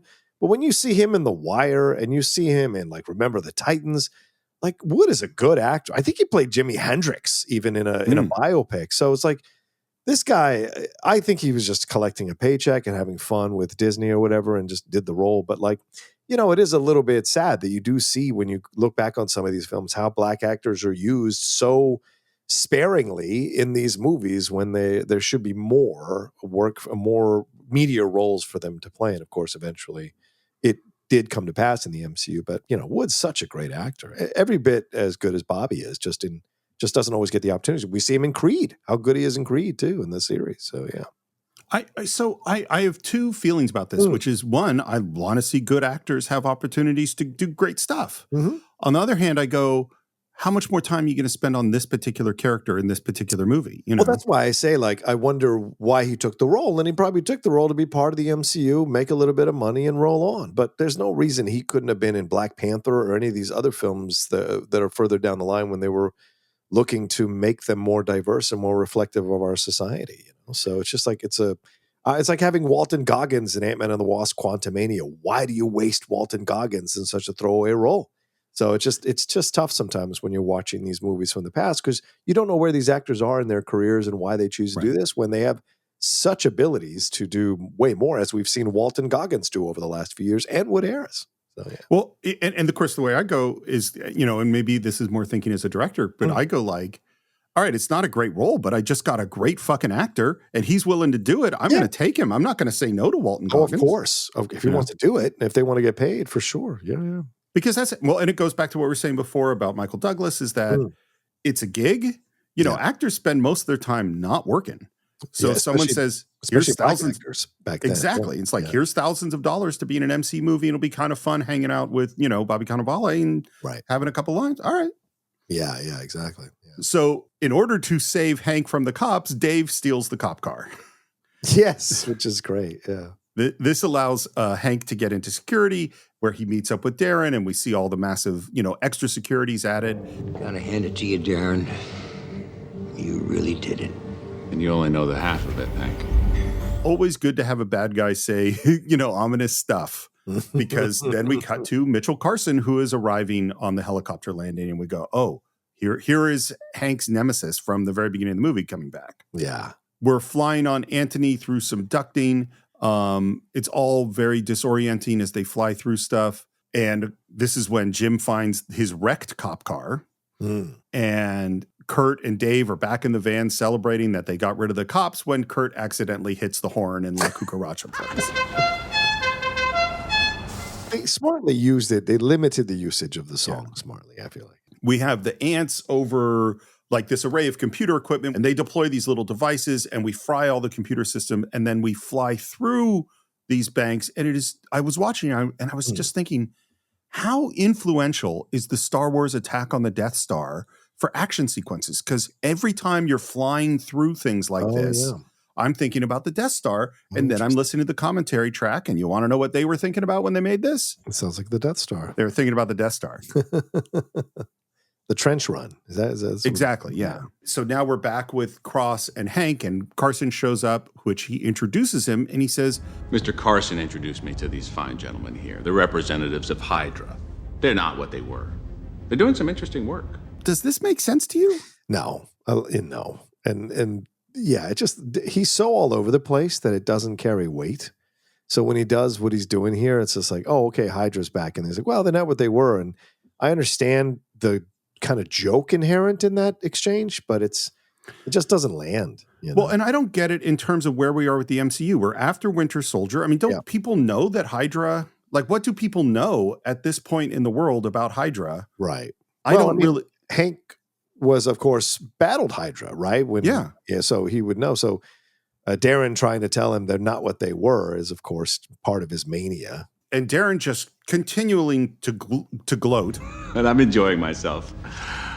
You tried to hide your technology from me, and now it's going to blow up in your face. Which again, it's like, this is just all so nasty, and I'll stop bitching about Darren Cross's character. It just so doesn't quite work or make sense to me. Yeah. But what does make sense is that Hank punches him in the face. Because Hank's got a temper. Yes. Wow. I mean, I saw the punch coming a mile away, but I just figured it'd be all pathetic and weak. Well, you figured wrong. But look, I get what Corey Stoll is doing here, because they're not filling in, as we said earlier, that his brain is like getting fried by these particles, right? And he's becoming more of a maniac and more of a psychopath or sociopath, whatever you want to say. And so in this moment when Hank punches him, like, he reacts in this way that's a little unhinged. Like, oh, I thought it was going to be weak, but no, it's actually a really good punch. It's not something you would normally say when something like that happens. So you can tell these are little hints that he's off the rails mentally a little bit. So credit to him as an actor for trying to add that stuff, because it's not there in the script. The cops have reached the van. Scott has expanded some plastic explosives, which he set a 15-minute countdown on. Yeah. And you can hear, as he's talking to his ant friends, that he really has developed kind of relationships and ways of working with them that are probably much nicer than Hank did. Yeah, exactly. And now we're right at the point where we're going to get into the main lab. There's this tube going down, and we see this laser grid at the bottom that we need Kurt to hack into. Yeah. And when Kurt's trying to hack into it, the police are trying to get into the van. And it's a good tension build as the police are trying to get in. We're running out of time. We got to hack through this thing. He finally gets it going and says, okay, go ahead. And then says, wait, because he hasn't hit the one key that he has to hit when the police come into the van or trying to drag him out. And then he finally manages to hit that button as Scott is falling for that laser barrier, which goes away. And he falls into that glass box where the lambs had been. And what does he look up at? Darren Cross looking down at him. Hey, little guy. Yep, it's all been a trap. We see the yellow jacket suit disappear, and there he is dangling. And then eventually the system comes back on and cuts him off, and he lands on a bunch of blades. I always suspected you had a suit stored away somewhere, which begs the question, who is the new Ant-Man? Who is the man that my beloved mentor trusted even more than me? And that is when we see that he has all the information. Much like Hank, he has apparently been watching Scott for a while as well. And the really crushing moment is who took on the system and paid the price, losing his family and his only daughter in the process. I love the choice that we see the reflection of the picture of Scott with Cassie in the Ant-Man's mask. I think that's really cool. And a little tease of the yellow jacket being put away inside of his suitcase. Yeah. Don't do this. If you sell to these men, it's going to be chaos. I already have. And for twice the price, thanks to you. It's not easy to successfully infiltrate an Avengers facility. Thankfully, word travels fast. So Cross knows everything that they do. Yeah. I don't know, but we don't know how. No. But he's got all this knowledge. Yeah. And again, this is why his visit to the house didn't quite make sense. All of these things don't quite make sense. And yeah. I said I would shut up, and then I didn't shut up. You see how that went? Yeah, well, that's how it comes with these things. But I also think he's not all the way gone, because he also knows that he's going to sell the suit, but he's going to keep the things that power the suit, the batteries or the particle, for himself, so that he stays a part of the workflow of this and keeps getting paid for it. At least that's his plan down the road. Hank continues to try to talk Cross out of this. It's no good. He calls in the guys with guns. Darren! What are you doing? He wasn't any more capable of caring for you than he was for me. This is not who you are. It's the particles altering your brain chemistry. As we said before, I think they should have just cut this. Yeah, probably. Because, I mean, he's being maniacal already. You can just kind of glean that, And that seems to penetrate him. He has a reaction to that. Wait. You're right. And we go, oh, maybe he's going to ease up on Hank. He's not going to have Hank killed. But no, he grabs the gun himself and points it at Hank and says, I have to be the one to do it. Yeah. And that's when Hope goes into action. Elbows a guard, grabs his gun. I love Mitchell Carson's going, here we go. Yeah. Like just sort of backing out of the way. Not this again. And then Scott remembers those devices that Hank had given him that shrink and grow thing. I think he throws both at once and hits the glass, and that's what shatters him. And then he immediately goes into Ant-Man action. And it's always really fun to watch how he uses the size changes to take out all these guards. Yeah, now that he's skilled at using it. Yeah. So here's an interesting thing about this, and this is a cool filmmaking choice that they made. The plan was to shoot this in 2.35, which is the really wide screen where even in a movie theater, you'll see kind of black bars on the top and bottom. And that's the more epic look for a film, is the wider the screen, the more epic it is. And they went, wait a minute, we're doing a movie about a guy who changes size vertically. In order to show him getting smaller and bigger, we don't need wide size. We need vertical size. And so they didn't shoot at 2.35. They shot at 1.A5, which is the standard sort of movie. It's much closer to your 16:9 TV, so that you get more effect of Scott getting bigger and smaller as he shrinks. Yeah, interesting. Yeah, I thought that was very smart. Yeah. But Hank does get shot. He goes down. We're talking to him.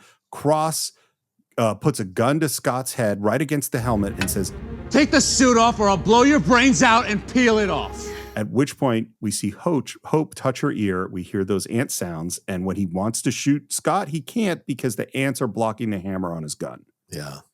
Those ants, man, they get everywhere.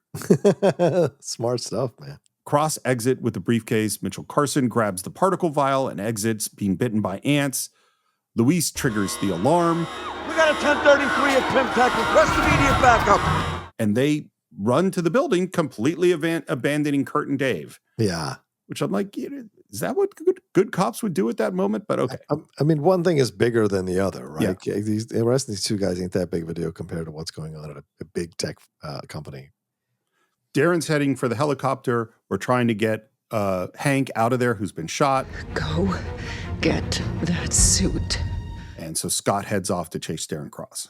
Yeah. One thing I really do like is he ends up in like the model of some sort of building, like an architectural model, and they open fire on him. And again, this is this really interesting choice where they went, oh, we can make epic locations for action sequences in very ordinary spaces. And now it's in this model. But what they do sound-wise is it sounds like a full war zone. Yeah. You know, shooting it up. Yeah. And I think that really, really works. I agree. It's an awesome sequence. Yeah. Graphics wise and sound design wise. Yeah. And Luis comes up and takes guys out. It says, Hey, Scotty. Hey, did I save your life? Again, Michael Peña steals every scene that he's in. Yeah. We the good guys? Yeah. We're the good guys, right? Yeah, we're the good guys. Feels kind of weird, you know? And Scott heads off, at which point Luis remembers the guy that he knocked out. And we see him, his shoes, all tied up because he had stolen his clothes. Right. And he makes sure to take him out of the building. And this is our way of saying that our heroes care about the innocent lives that could get killed if they don't get everyone out of the building. Yep. This also is like, well, if you think about it, there were a shit ton of people in this building. We only saw them get one guy out, and they set a 15-minute timer that's going to kill everyone. Wow. It was pretty reckless, but okay. The charges are set. We've got to find a way out of here and fast. Don't worry. I'm not going to die. And neither are you. And he holds up, which we saw earlier in the film, this keychain with the tank on it. Yeah. And then we cut outside where Jim is, it's a low angle. Jim is right next to the building. There's total chaos everywhere. And then there's just this explosion above him as the tank crashes out of the building. And basically what they did, not here, but they had a big blue steel thing shaped like a tank that was like 5 tons, and they literally crashed it out of a building 5 stories up. Oh, wow. So this is pretty real. And then they turned it into making it look like a tank and put it at the right location with CG. Right. I do like that Luis also helps out Hank, right? I mean, here was Hank going, there with these wombats and these, I don't want anything to do with these guys. And it's Luis who helps him out there in those last few seconds. Totally. So just cementing the connection between them. I think that's a great choice. And maybe is kind of, this is what can soften Hank in the future towards these guys. Yeah. Right. And then, of course, once we're outside, Luis is going to help him further. And then here's that van horn and heads out after that. We're up at the helicopter. Cross sees all these ants flying towards him. He opens fire. He fires very recklessly all over the place. Yes. He opens fire and he hits Anthony. Yeah. Apparently, Marvel got a ton of concerned letters upset that they had killed Anthony. What? Yeah. That's amazing. Wow. Well, that's the power of the movie and Paul Rudd's performance to give this, thing that was not actually there, was added in CGI, to give it life and give it a real personality through him. So yeah, that's effective. That's how effective they were with that. Well, it always is funny to me. It just says a lot about humans. People will get so upset if you kill a dog or kill a cat or kill a pet or kill those lambs.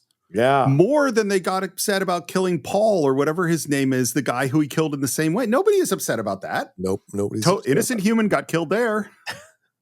It's because humans can talk and have an issue. Yep. So all the helicopter stuff is shot on a stage. And then what they're doing is using CG to fill in, all of the flying world around it and all that stuff. Yeah. And Cross is just opening fire through the windows towards people in the helicopter, just totally reckless.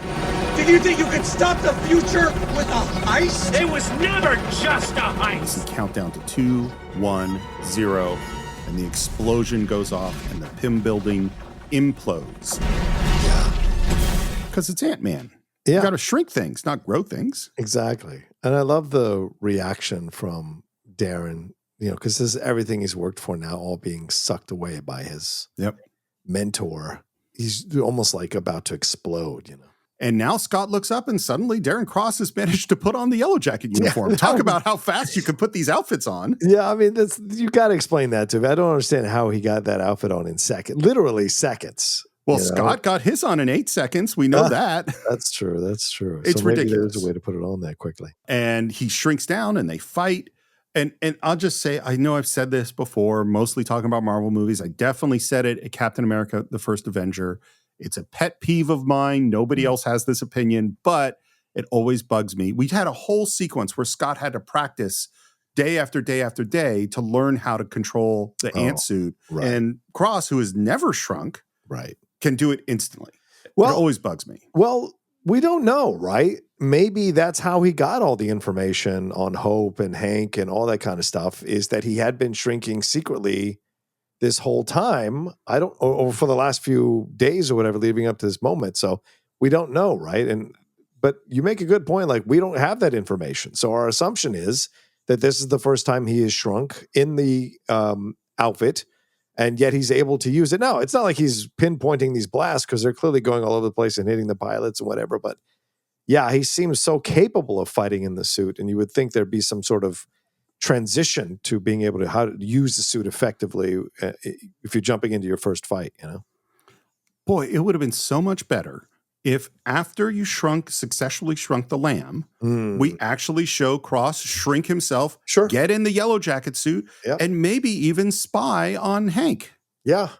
And that would explain so many other things. It would explain why he didn't know about the thing to protect his head from the rays and why it's making him crazier. We could do more of that. It would explain why he knows all the information, explain why he knows about attacking the Avengers, but it would explain everything. Yeah. And we wouldn't have this issue with practice, Yeah. See, solved the movie. And with his, Yellow Jacket beams, he takes out the pilots and the copter starts going down and they fall out inside. They manage to fall into a briefcase where we see, lifesavers and a phone USB charger. Again, these are the great, things you can do in an Ant-Man to create a setting for an action sequence. Yeah. And Scott jumps off the iPhone button. I'm gonna disintegrate you! Playing Disintegration by The Cure. By the way, that's a great album. If any of you, or CD, if any of you have never listened to the Cure album that has Disintegration on it, highly, highly recommend it. It is also the second album the director ever bought. Oh, well, that makes all the sense in the world. Yeah. God, I remember getting that as a cassette in the early 90s. Woof. They battle in the briefcase. The briefcase drops in a pool where there's this very nice family having a nice afternoon, evening barbecue when the water explodes and there's the Yellow Jacket, which scares the crap out of them, flies towards them. They're screaming. Scott appears. He tosses Scott on the barbecue. Scott grabs a ping pong paddle and hits Yellow Jacket into, of all things, the bug zapper. That's a great gag, I thought. Yeah. And a moment later, Jim is there. Freeze! Put your hands up! Get him up! Scott opens the mask. Scott? Paxton, you have to listen to me. And they tase him. Yeah. He's in the back of the police car. He can't reach his mask. There's something in that backyard that needs to be destroyed. In the bug zapper, You need to desist right now. Your delusions are out of hand. Which makes sense, I think, for him at this, from what he's seen. Yeah, he's been as patient as he can be. But we also have a quick moment where we see the electricity of the bug zapper wake Yellow Jacket back alive.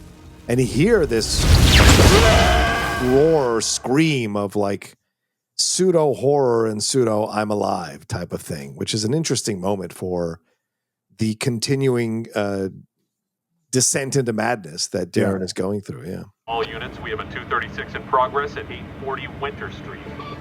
Cassie! Cut to where there's the model train set in Cassie's room, and there is Cross, and he says in the scariest way, "Don't be scared." They pull up to the house, and Jim runs into the house, leaving Scott handcuffed in the back of the car, and he's begging to go with him. And Scott, in the back seat, is inching towards his mask. Apparently, this was ridiculous to shoot, because what they did was they handcuffed, Paul Rudd and said, "How would you get to your mask?" Right. And it was really, really hard. They actually really couldn't figure out how Scott would do this. Right. But he manages to do it. He activates the suit. He shrinks, leaving the cuffs behind, and Cross is advancing on Cassie. He grabs her. She screams just as Scott appears. There you are. Daddy, is that you? And he opens his mask and says, "Hi, Peanut." I love Hi, Peanut. So sweet. And they shrink down on the train set to fight. And again, this is taking this totally ordinary environment and turning it into an epic fight location. Yeah. So smart. Yeah. So smart. Cross is on top of the train. Scott is running through the fabric of the carpet. There you are. But when Scott comes out, he's not alone. Not just me. He is followed by an army of ants. Scott tosses the caboose of the train, which Yellow Jacket blasts. He throws another car, and then he throws the tunnel, and Yellow Jacket, who's distracted by ants, gets knocked off the train tracks and is about to get hit. And then we do this again. It's this thing of cutting from the big to the small, because we cut out to Cassie's perspective of Yellow Jacket getting hit, which just looks like your model train just falling off the tracks, which is how it would look, which I love. But you see him screaming before the train hits, and they minimize the seriousness of it by having the train fall off the track like that. Outside, Luis and the guys are pulling up in the van because Luis says, Scotty needs us, you know what I'm saying? Ain't nothing gonna stop us. And they pull up to a huge crowd of cops. And this is like exactly the kind of filmmaking I couldn't do, which is we're going to have them. It's that style of comedy where we're going to have something go on a really, really long time. And the longer it goes on, I always think about the rakes in the Sideshow Bob episode of The Simpsons, where he keeps stepping on the rakes and it goes from like, it's really funny to less funny to not funny to funny again to hilarious, that it goes on so long. And this is kind of like that, where they're just like, back it up slow. Yeah. Back it up. Yeah. And back it up. Okay. And it goes on and on and on, and it just gets funnier and funnier. Back it up. Yep. Just back it up. No. Just back it up. Oh man, that rake scene is great in The Simpsons. Oh, dude.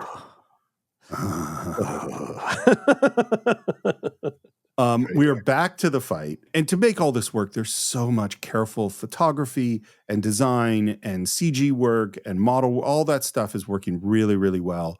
Yellow Jacket is overwhelmed by ants. He's fighting his way through. And so Scott throws the growing disc at him, misses him, hits the ant. And now we have a giant ant. And Cassie reacts to the giant ant. He throws another one, again misses him, but hits Thomas the train, which expands, bursts through the walls towards the cop. I love the eye movement after it crashes. It's just great. Yeah. By the way, this is take 2.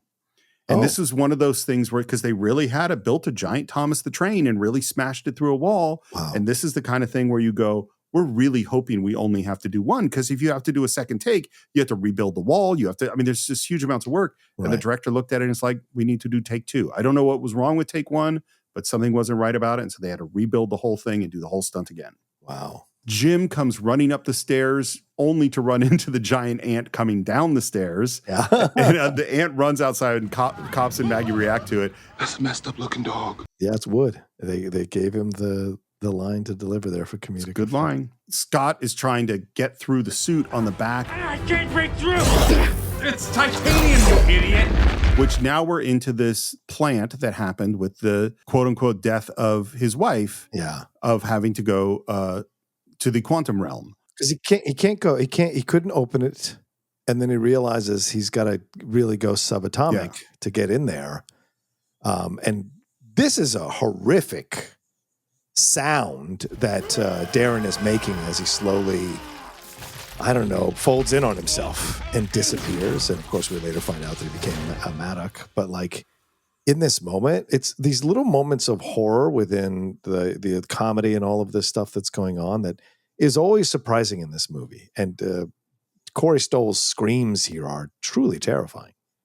It totally is a disturbing moment. And then we end up in this surreal space of inner space. Yeah. And as he shrinks smaller and smaller, and I think they did a great job designing this. Oh, it's beautiful. Yeah. Yeah, really, really well done. And I love the echoing audio of voices we've heard before about what happens. You would enter a reality where all concepts of time and space become irrelevant, like all of that stuff. And he shrinks smaller and smaller.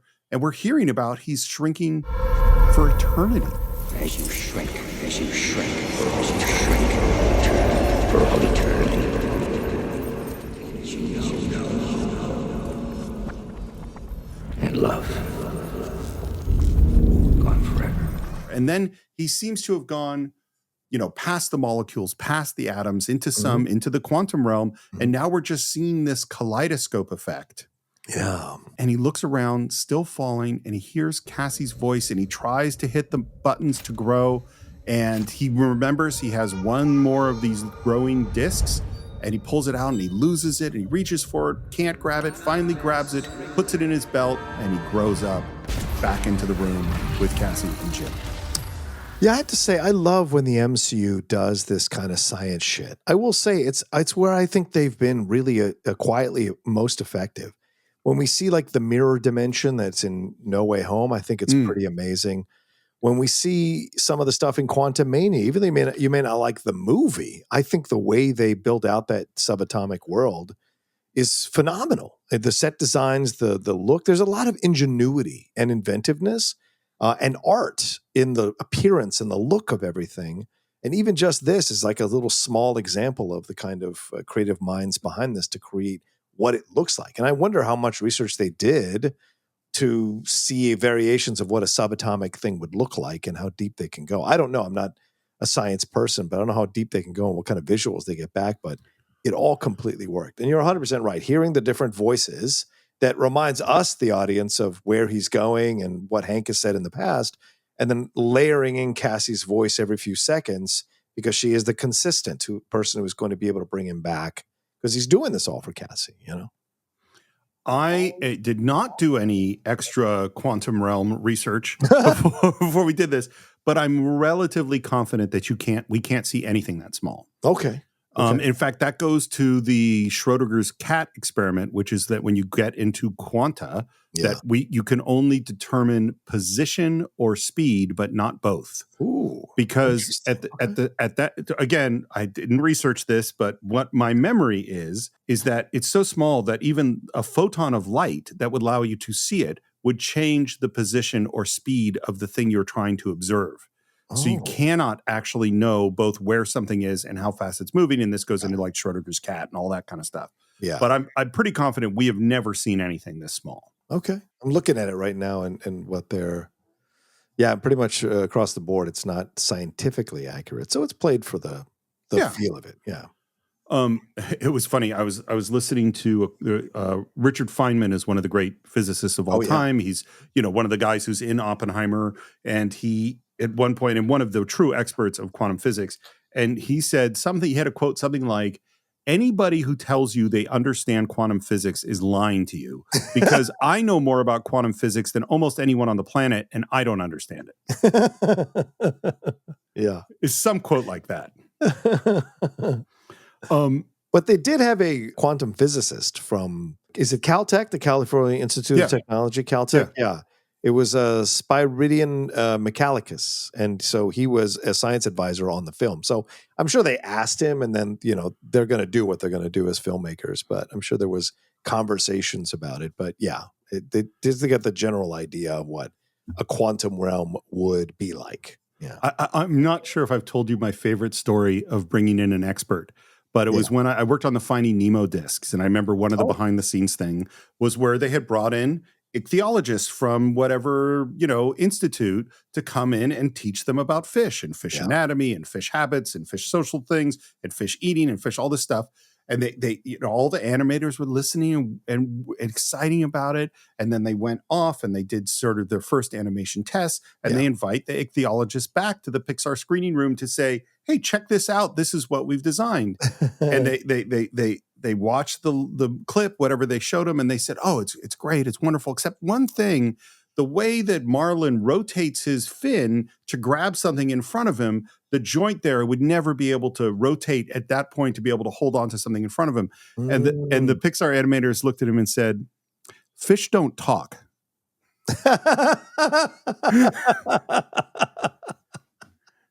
Which is to say, we want to do our research and we want to have a sense of verisimilitude, but this is a fucking movie. This is Ant-Man. This is not a documentary on quantum physics, Yeah, that's amazing.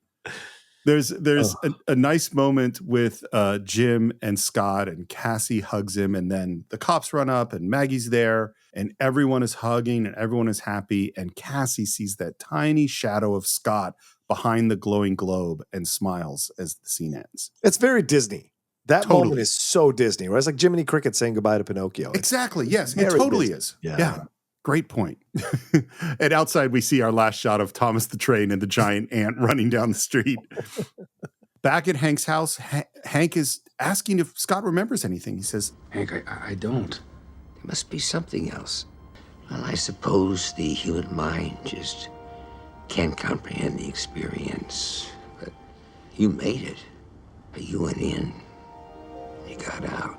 and you know that Hank is thinking about his lost wife. Yeah. He's looking at that photo. And cleverly they cover her face with that hat. Yep. Because they didn't know who they were going to cast to play Janet. And then Hank opens the door, and there is Scott and Hope, maybe just finishing a kiss. When did this happen? Nothing's happening. Whoa, hold on. Something's kind of happening. Well, if that's the case, shoot me again. Something's kind of happening. And, I'm just going to play Paul's line because it's very funny. Yeah, I don't know what you were doing grabbing and kissing me like that. I'm a little surprised myself. I have to get somewhere. I'll see you later, Hank. Really hope. Scott. Yeah. You're full of shit. Oh, yeah. And again, Scott is, Paul Rudd's going to do what he's doing, but watch Evangeline Lilly's face. She's playing with micro emotions on her face, micro reactions. It's great stuff. The way she uses her lower jaw, it's really good stuff. We're back at Cassie's house having dinner, and Scott is invited there, and we hear that Jim is sort of covered up for him and for his escape from the police station. Can't be sending Cassie's dad back to jail on a technical glitch, right? Thank you, Paxton. I'm blown away. Thank you for everything you do for Cassie. Which, I think is totally sincere for these guys that have had conflicts, and I really like it, and I love Jim's response. Oh, well, that's my pleasure. But no, this one I did for you. And then to cover the awkward moment, we show a video of Cassie doing her first cartwheel. No, that can't be Cassie. That's not you. Yeah, it is. Yeah, it is. This is a professional gymnast. There's no way that's you. And then we see her feeding the giant ant under the table. Ryder Fortson is so cute in this movie. So cute. Luis and Kurt were in the middle of L.A. Chinatown. This is not San Francisco Chinatown. I recognize it very clearly, but that's how you make movies. And we hear that music start up, and we know what we're going into. Okay, so I'm at this art museum with my cousin Ignacio, right? And there was this abstract expressionism exhibit. But you know me, I'm more like a neo-cubist kind of guy, right? There was this one Roscoe that was sublime, bro. You're just laughing because of how perfectly I evoke Michael Peña's voice. Yes, 100%. You were so on point with this. You got to ask yourself, how much of this is real? Like we said at the beginning in our first part, John, it's a movie. None of it's real. Well, of course, fair point. Well, we might as well just shut down the Cine-Files on that. But I mean, how much of this from the first part we said it's great that Luis has all this culture but how much of this is Luis making up, and how much of this is Luis really telling the truth? Look, the fact that he knows Cubist and all of this it's really a great. How can I say this? It's a great surprise for you because you assume certain things about Luis. And please, if you want to judge me, feel free to judge me. I don't give a shit. But the fact that he's talking about this stuff on a more higher intellectual level, I think is hilarious. So there is an element of him that does understand this stuff enough to include it in a story. Whether he's lying about what happened, that's a different thing. But he does certainly understand enough about this culture, to be able to include it in the story. I would like to enough, I guess I should say. Yeah. I would like to frame this question in a slightly different way. Okay. Which movie would you prefer? A movie in which Luis genuinely has real interest and even expertise in wine and art and other culture, or the movie where he's full of shit? Probably the genuine one, right? Me too. 100%. Right. That's more fun. But I like that the way he tells these stories makes you think that he might be full of shit. So they kind of played it both ways, which is not easy to do, but very smartly portrayed by Michael Peña. And we're doing the same gag, which is we're going to hear Luis's voice coming out of everybody's mouth. And Ignacio tells me, yo, I met this crazy fine writer chick at the spot last night. Fine, crazy stupid fine. And he goes up to the bartender and goes, look at the girl I'm with. You know what I'm saying? She's crazy stupid fine, right? And camera pushes in on the bartender, who is Stanley. And this is one of my favorite of his things because we get to hear Stan Lee talk in Luis's voice. Yeah. The bartenders are all like, yeah, crazy stupid fine. So this writer chick tells Ignacio, yo, I'm like a boss in the world of guerrilla journalism, and I got mad connects with the peeps behind the curtains, you know what I'm saying? Ignacio's like, for real? And she's like, yeah. The concept of this that I love is that that's not what she said. Because she doesn't talk like Luis. No, of course not. That's how Luis talks. Right. This whole thing is genius. Whoever came up with this as a device to use in the movie deserves so much credit because it is so funny. And everyone tells stories like this, right? Well, because you're only interpreting what they said to you, your version of what they said to you, not word for word verbatim. So it's fun to see it through Luis's point of view. You know what? I can't tell you who my contact is because he works with the Avengers. And then we see Sam sitting with the fine-ass writer chick on the bench. Like, he comes up to him and says, yo, I'm looking for this dude who's new on the scene, who's like flashing this fresh tack, who's got like bomb moves, right? Who you got? And then she says, and I would like your analysis on this line. Yeah. Well, we got everything nowadays. We got a guy who jumps, we got a guy who swings, we got a guy who crawls up the walls. You gotta be more specific. So the guy who jumps, who swings, and who crawls on walls, is that all the same guy? Spider-Man. So it's all Spider-Man. Yeah. Is it that she thinks they're different people? Yes, possibly. Oh, no. Yes, right. Because again, this is all secondhand through Luis's cousin, right? So it's not Luis who had this conversation. It's the cousin. So the cousin is telling it through Luis. So Luis is interpreting what his cousin told him. So, you know, how much would they be knowing that like, well, there's only one who jumps and one who crawls and one who, no, it's actually the same person who does all three, but he probably interpreted it as, you know, three different people. And then that's how it's getting through Luis that way. What year does Spider-Man Homecoming come out? Ooh, let me check real quick because I have IMDb up right now. Homecoming is 2017, so it's 2 years later after this one. So I think this is this is doing the kind of MCU plants really well because this could be the moment at which Spider-Man has just appeared. Yeah. And there are rumors about him and nobody knows. Some people, there's some sightings. I saw a guy who swings. I saw a guy who climbs on walls, but they haven't figured out even that it's the same person or what's going on yet. Well, it also can be, right? Because doesn't he make his appearance? Where does he make his first appearance? Age of Ultron? Civil War. Or Civil War. Okay, so Avengers Civil War, is that the same year as 2017? Let me see here.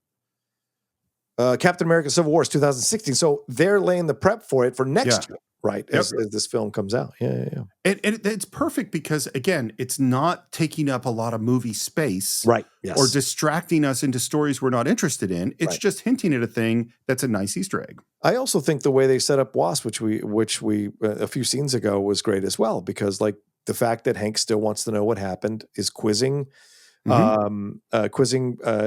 Scott about it. And there are rumors that if you slow down the film when he is in the quantum realm, one of the shots is Wasp in his helmet.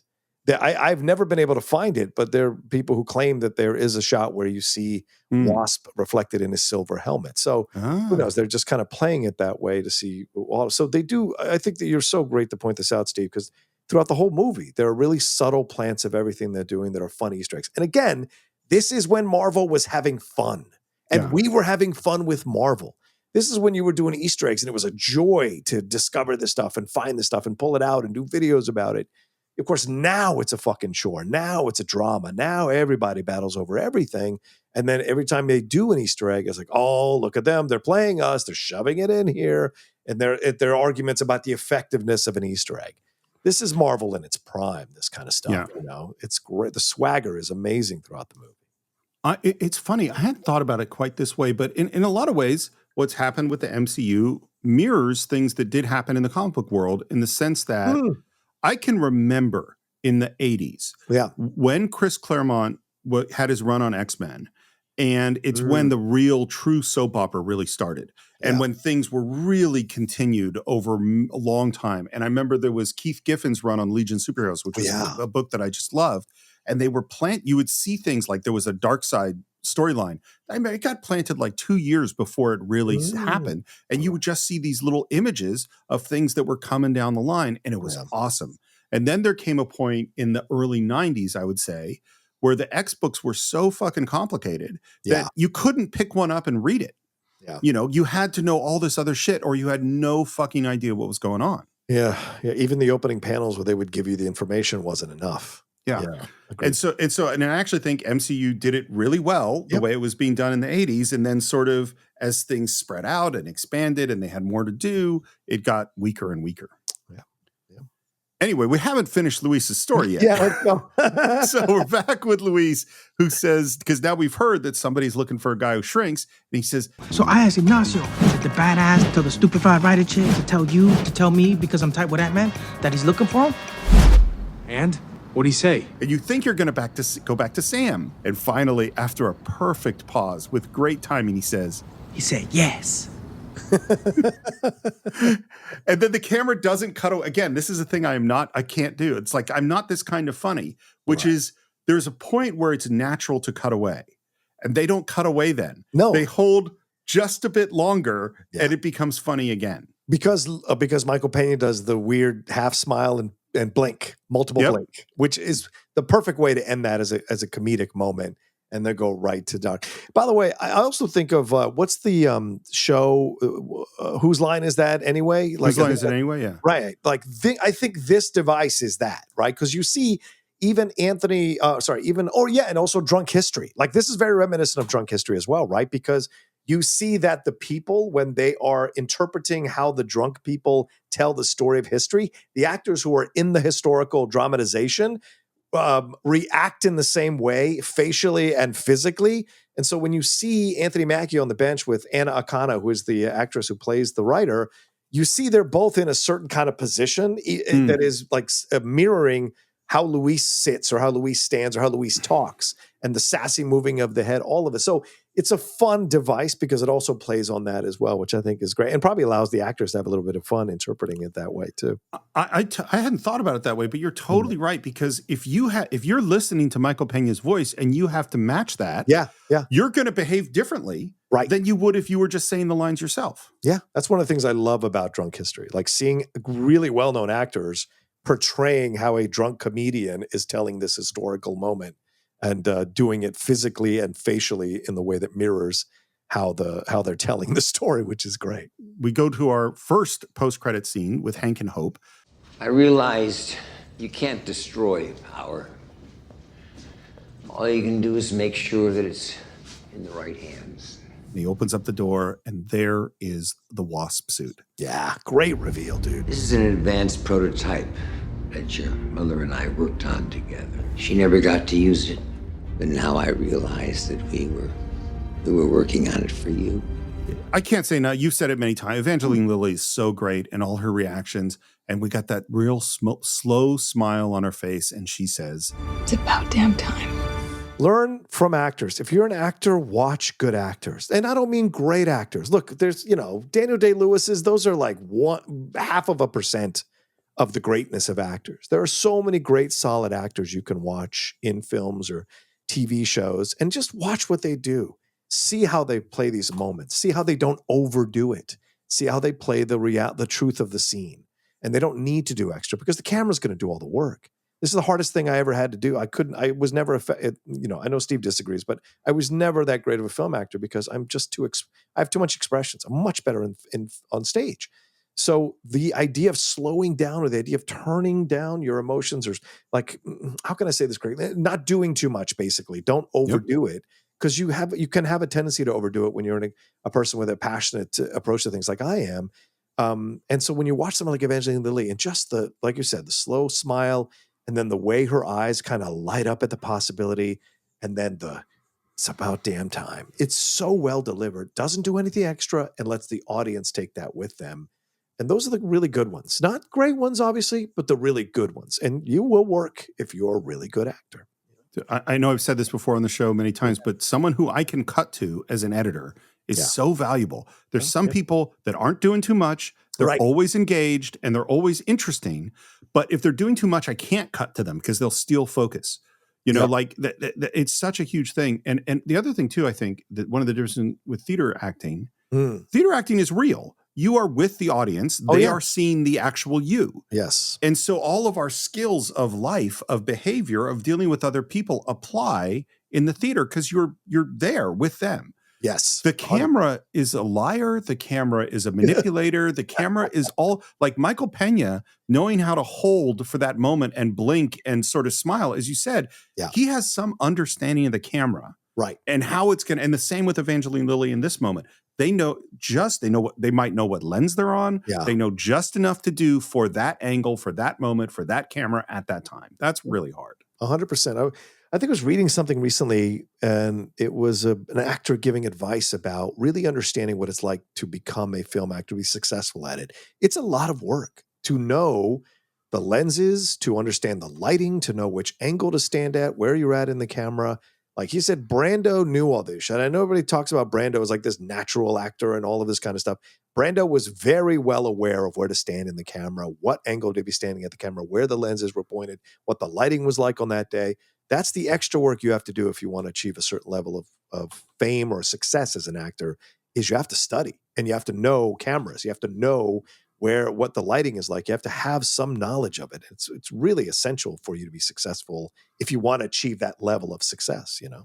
I would actually say in particular, for as you were describing the moderate actors, like if you're going to Robert De Niro it, Scorsese will figure out, he's just going to act his shit. I mean, I'm sure he does know all that stuff, of course. Right. Oh, sure. But you also have a director who's going to make sure that it works. Whereas if you're playing a supporting actor, you got to come in and hit it, you know? Right. But I mean, De Niro's not always going to work with Scorsese. Clearly, Sure. he's worked with a lot of shitty directors in the past. And so he's got to do that extra work to make sure he Great looks point. good, you know, whether the film works or not, you know? So, yeah. We now go to our second post-credit scene, and we have now left a movie directed by Peyton Reed, and we are now in a movie directed by the Russo brothers because they directed this. And we have Sam walking into a room, and there is Cap, and we see Bucky trapped with his, metal arm in some kind of device, and Steve is standing over him. This would have been a lot easier a week ago. If we call Tony, no, he won't believe us. Even if he did, who knows if the Accords will let him help? We're on our own. So we're already into, there's some kind of conflict. I mean, this is obviously setting up Civil War. Yeah. And then the camera pushes in on Sam, who says, maybe not. I know a guy. And we fade to black, and that, my friend, is the end of Ant-Man. Yeah. Good post-credit. And you know what's so funny? We're doing this in 2015. Well, in 2025, 10 years later, the Russo brothers are back and directed a post-credit scene at the end of Thunderbolts. So that's, here we go. History repeating itself 10 years later. And it's funny because now because we are really in peak Marvel, I am now genuinely looking forward. We got Civil War coming up. Yeah. We got a whole bunch, we got a bunch of stuff coming up that's going to be exciting over the next few years of doing these movies. Because when we first kind of announced this plan, Infinity War and Endgame were a long way away. They're not that far away now. We'll get to them. And we're going to get to Ant-Man because that's who the guy says, I know a guy. That's when Mackie says that. He's talking about Ant-Man. And of course, we see him later on in Captain America Civil War as a big Captain America fan. Yeah. The visual effects this is where they start spreading out the jobs of visual effects to multiple studios because ILM can't handle it all. ILM's coordinate it all. They come to Comic-Con in 2014. I don't know if you were at this announcement. Probably not. This is also where, the marketing machine is really starting to get on, to start firing on all cylinders for Marvel. Yeah. And this is where they start doing a thing, which I know is part of your work life, but I think is irritating, which is we're going to have a teaser for a teaser to announce when the trailer is going to come out, Yeah. And as we're recording this today, we had a teaser for a Superman trailer yesterday that was 15 seconds long. And then they dropped the Superman trailer today as we're recording this. And yeah, I felt the same way. I'm like, why tease what you're just about to show me 24 hours later? We're all going to watch it. We don't need the teaser, but clearly they want to do whatever marketing they can to get people on board with this stuff. It's all engagement. It's all like, look, people are talking about our teaser for our commercial, for our trailer, for our, it's like, yeah, exactly. As long as people are talking about it. It was released in 3D, and which I bet was fun for this one. And like I said at the beginning, I can't actually remember where I first saw this. I think I might have seen it in the theater in 3D, but I'm not sure.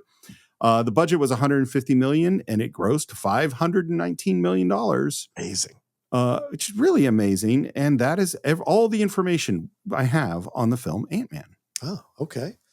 Well, why don't I go first on my post? Sure. Okay, here are my final thoughts on the film. It was so much fun to walk back into this world. I know I said this, I think, at the beginning of our conversation for this movie, but I want to reiterate it. Like, if I know we're all, those of us who are deep into the Marvel stuff, some of us may be feeling a bit wonky about the last couple of phases and some of the projects that have come out.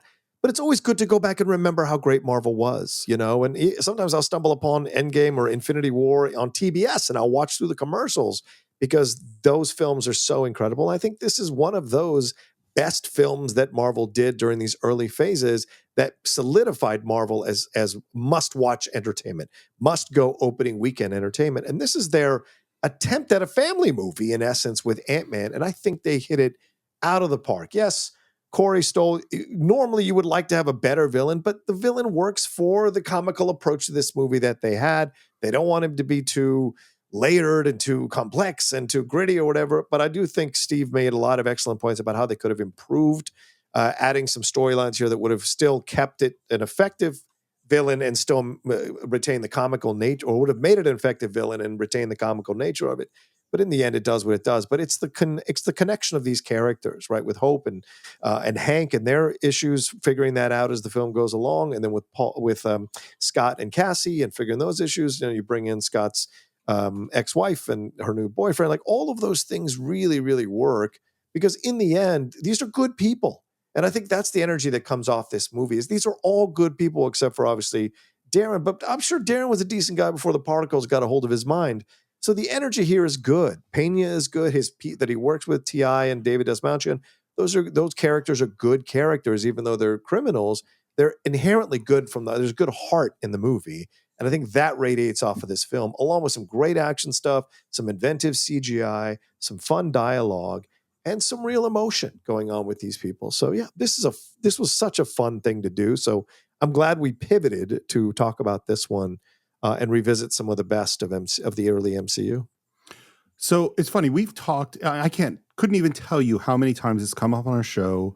The sadness I feel, and I think you agree about the fact that Hollywood used to produce a wide range of films, from comedies and romantic comedies and horror movies and dramas and all adult movies and all that stuff. And now they don't in that same way. Yeah. And I think most of the time when we bemoan that fact, it's mostly going, why aren't they making Lawrence of Arabia or Bridge on the River Kwai or these, like serious movies that Hollywood used to do, and they don't really do anymore.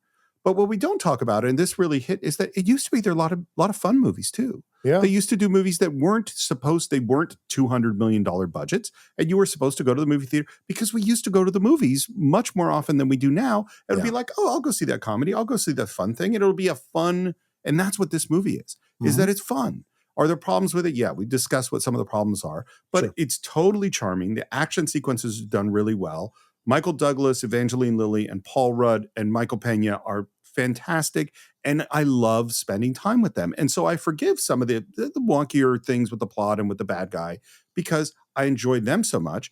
And I think they really will continue that in Ant-Man and the Wasp. Maybe slightly I like that slightly less than I like Ant-Man. Yeah. And then they really lose it when they go to Quantumania, And so I like, but I also go, being able to find that fun little zone is hard. And I think they really did nail it. Yeah, 100%.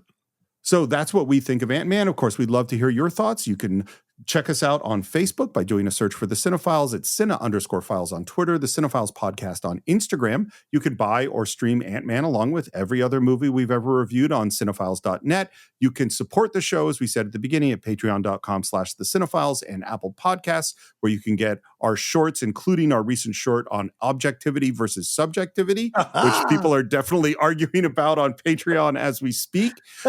And you can also subscribe to the show at Apple Podcasts, on Spotify, on YouTube, on every other major podcast platform. If you're on Spotify and haven't left a review, or on Apple Podcasts, we'd love those reviews. Of course, we always love your comments. And if you want to reach me, it's SR Morris on Twitter and SR Morris1 on Instagram. John, how would people reach you? Yeah, if you want to reach me, it's at The Rocha Says on Twitter, Instagram, TikTok, Blue Sky, and Threads. And I'd really love you all to come out and check out my YouTube channel, youtube.com/John Rocha Says. That's the Outlaw Nation. If you haven't checked it out, we have some great content there with my reactions and reviews to stuff, and the Hot Mic, the Geek Buddies, the Jedi Way, Spill the Tequila. So much happening there on the Outlaw Nation channels. We keep growing. We're almost at 40,000 subscribers and growing. So We'd love to have you all come over, check out the content, and subscribe. And that is it for this week. We will see you next time for an all-new movie right here on the Cine-Files.